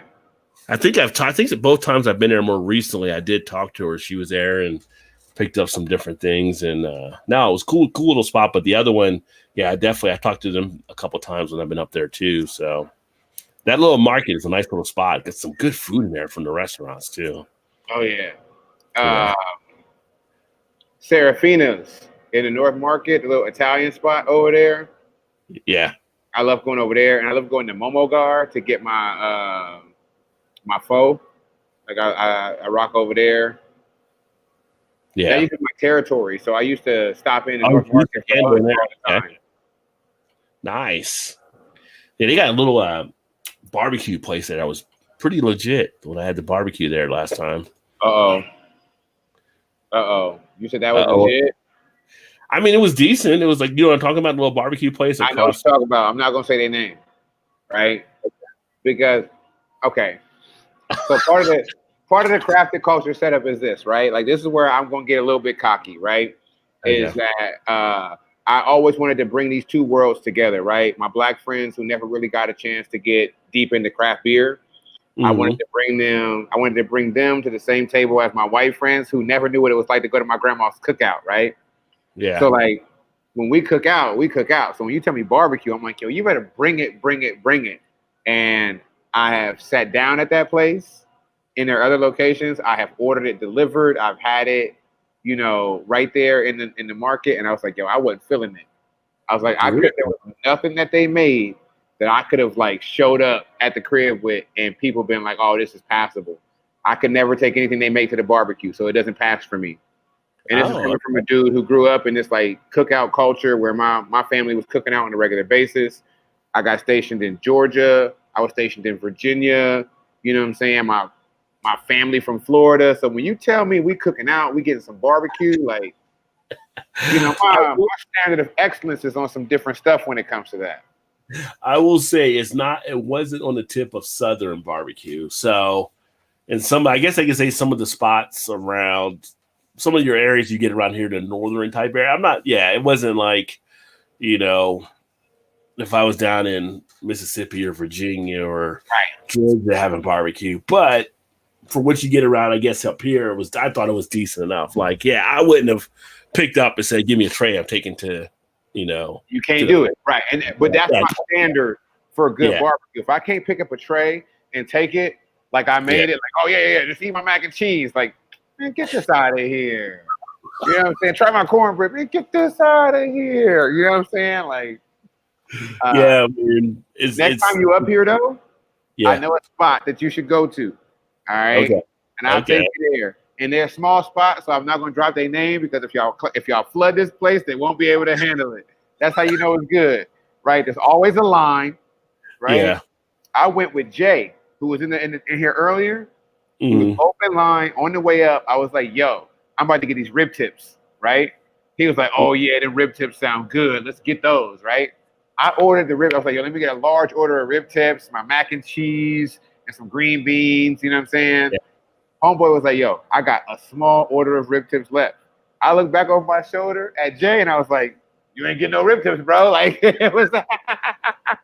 That's probably why he drank my beer. Now that I think about it, like, but that's how good that barbecue was. You know what I'm saying? Like, yeah. So when I got something like that in my city, and in the place that you was talking about, that's only like 3 miles away. Yeah. From where you were at, like, bro, I'll put you on the game. All right. Yeah, we got some place like that here in Cincinnati. Like we have a place called Alabama Fish House that people line up down, and it's kind of like someone talks about fried fish somewhere, and people are like, "If it ain't Alabama Fish House, you ain't doing nothing." So, let me see here. Yeah, Vanessa used to be a food inspector back in the day, so she used to see a lot. She was telling me out at Fort Sam, Houston, at the medical spot. She shut down some spots when she's found stuff. Yeah, they used to shut down my Burger King on Fort Drum like twice a year. Oh, wow. Yeah, I still kept eating it, though. Let me see here. Thought of vodka made with shrooms in it. You get to see wonderful colors. So she's had one of those. Yeah, those shrooms will bring out some stuff. Brought 7. That's an army thing. Like shrooms might be a real like military thing, though. I didn't realize it, but I guess a lot of military folks did shrooms. Yeah. I thought she was talking about shrooms. Yeah, shrooms. Like, cause the color, right? Like, yeah. Well, the Dragon's Milk Stout on base a few months ago for only $7 a pack. So Vanessa, I should have bought the entire pallet, right? She probably said she needed. Long time listener. She got the Rod J magic. She was like, "Don't I see you on Rod J's chat there? Yeah, well, let's hook you up." That's how it went down. It's like, "Oh, you just the Rod J? No problem. New price tags for the next 3 minutes of the store." And she's actually making another cup holder, so she needs to make one for the Dragon's Milk bottles, which is pretty cool too. Yeah, we got to go together. Throttle said, have either of us heard of the Great Western Brewing Company? I have not. Are they on the Canada side?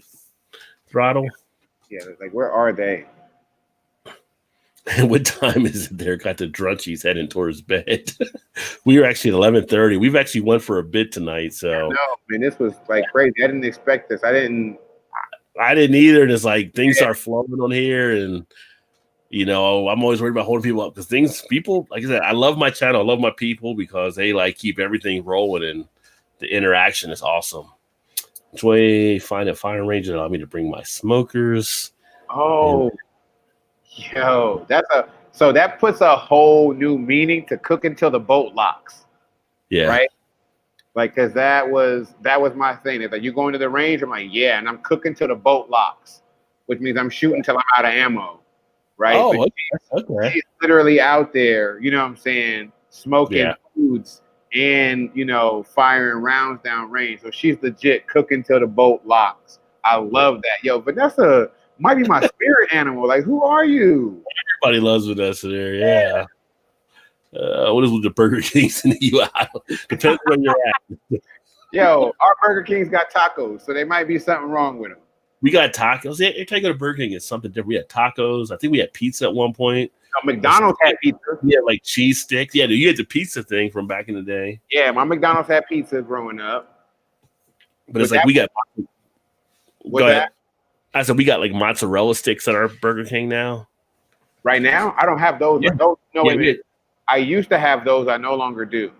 Yeah, it's like Burger King. Who are you taking on? Taco Bell, Chick-fil-A, McDonald's? What's going on? Like you're taking on everybody's food. So, yeah. Let me see. Vanessa during high school worked at the compost heaps for the Dole Corporation mushroom farm. What? Let me see. Miss those weekend dinners, potato salad, pasta salads, cabbage rolls, ham, beef roast, etc. Sons. Yeah, see, that sounds like your version of the cookout. Yeah. And let's see. Rumor has it I'm too tall with big feet because of the compost job. She's tall. Vanessa is 6'3", and she wears stilettos. She's like 6'9", I think, or 6'7", 6'7" or 6'9". She'll tell me. Let me see. Like shrooms, Google. I don't know. Paul Stamets, mycologist.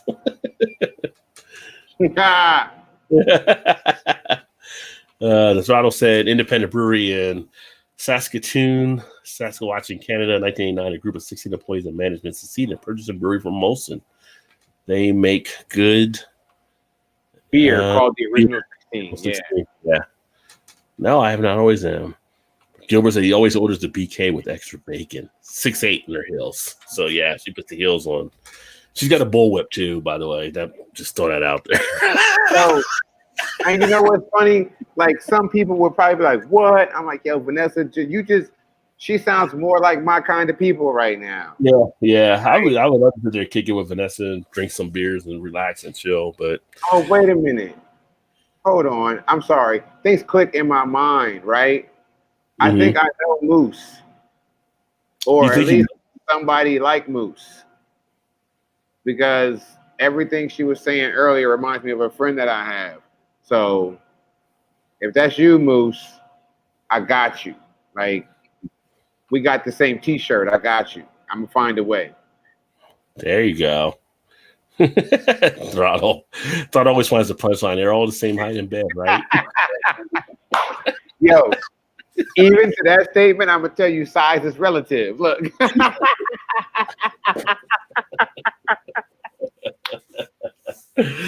No, that's awesome. Well, oh man, I think we got to the end of the comments I could actually get in there. Sorry for the ones I actually missed, but yo, this has been one fun night.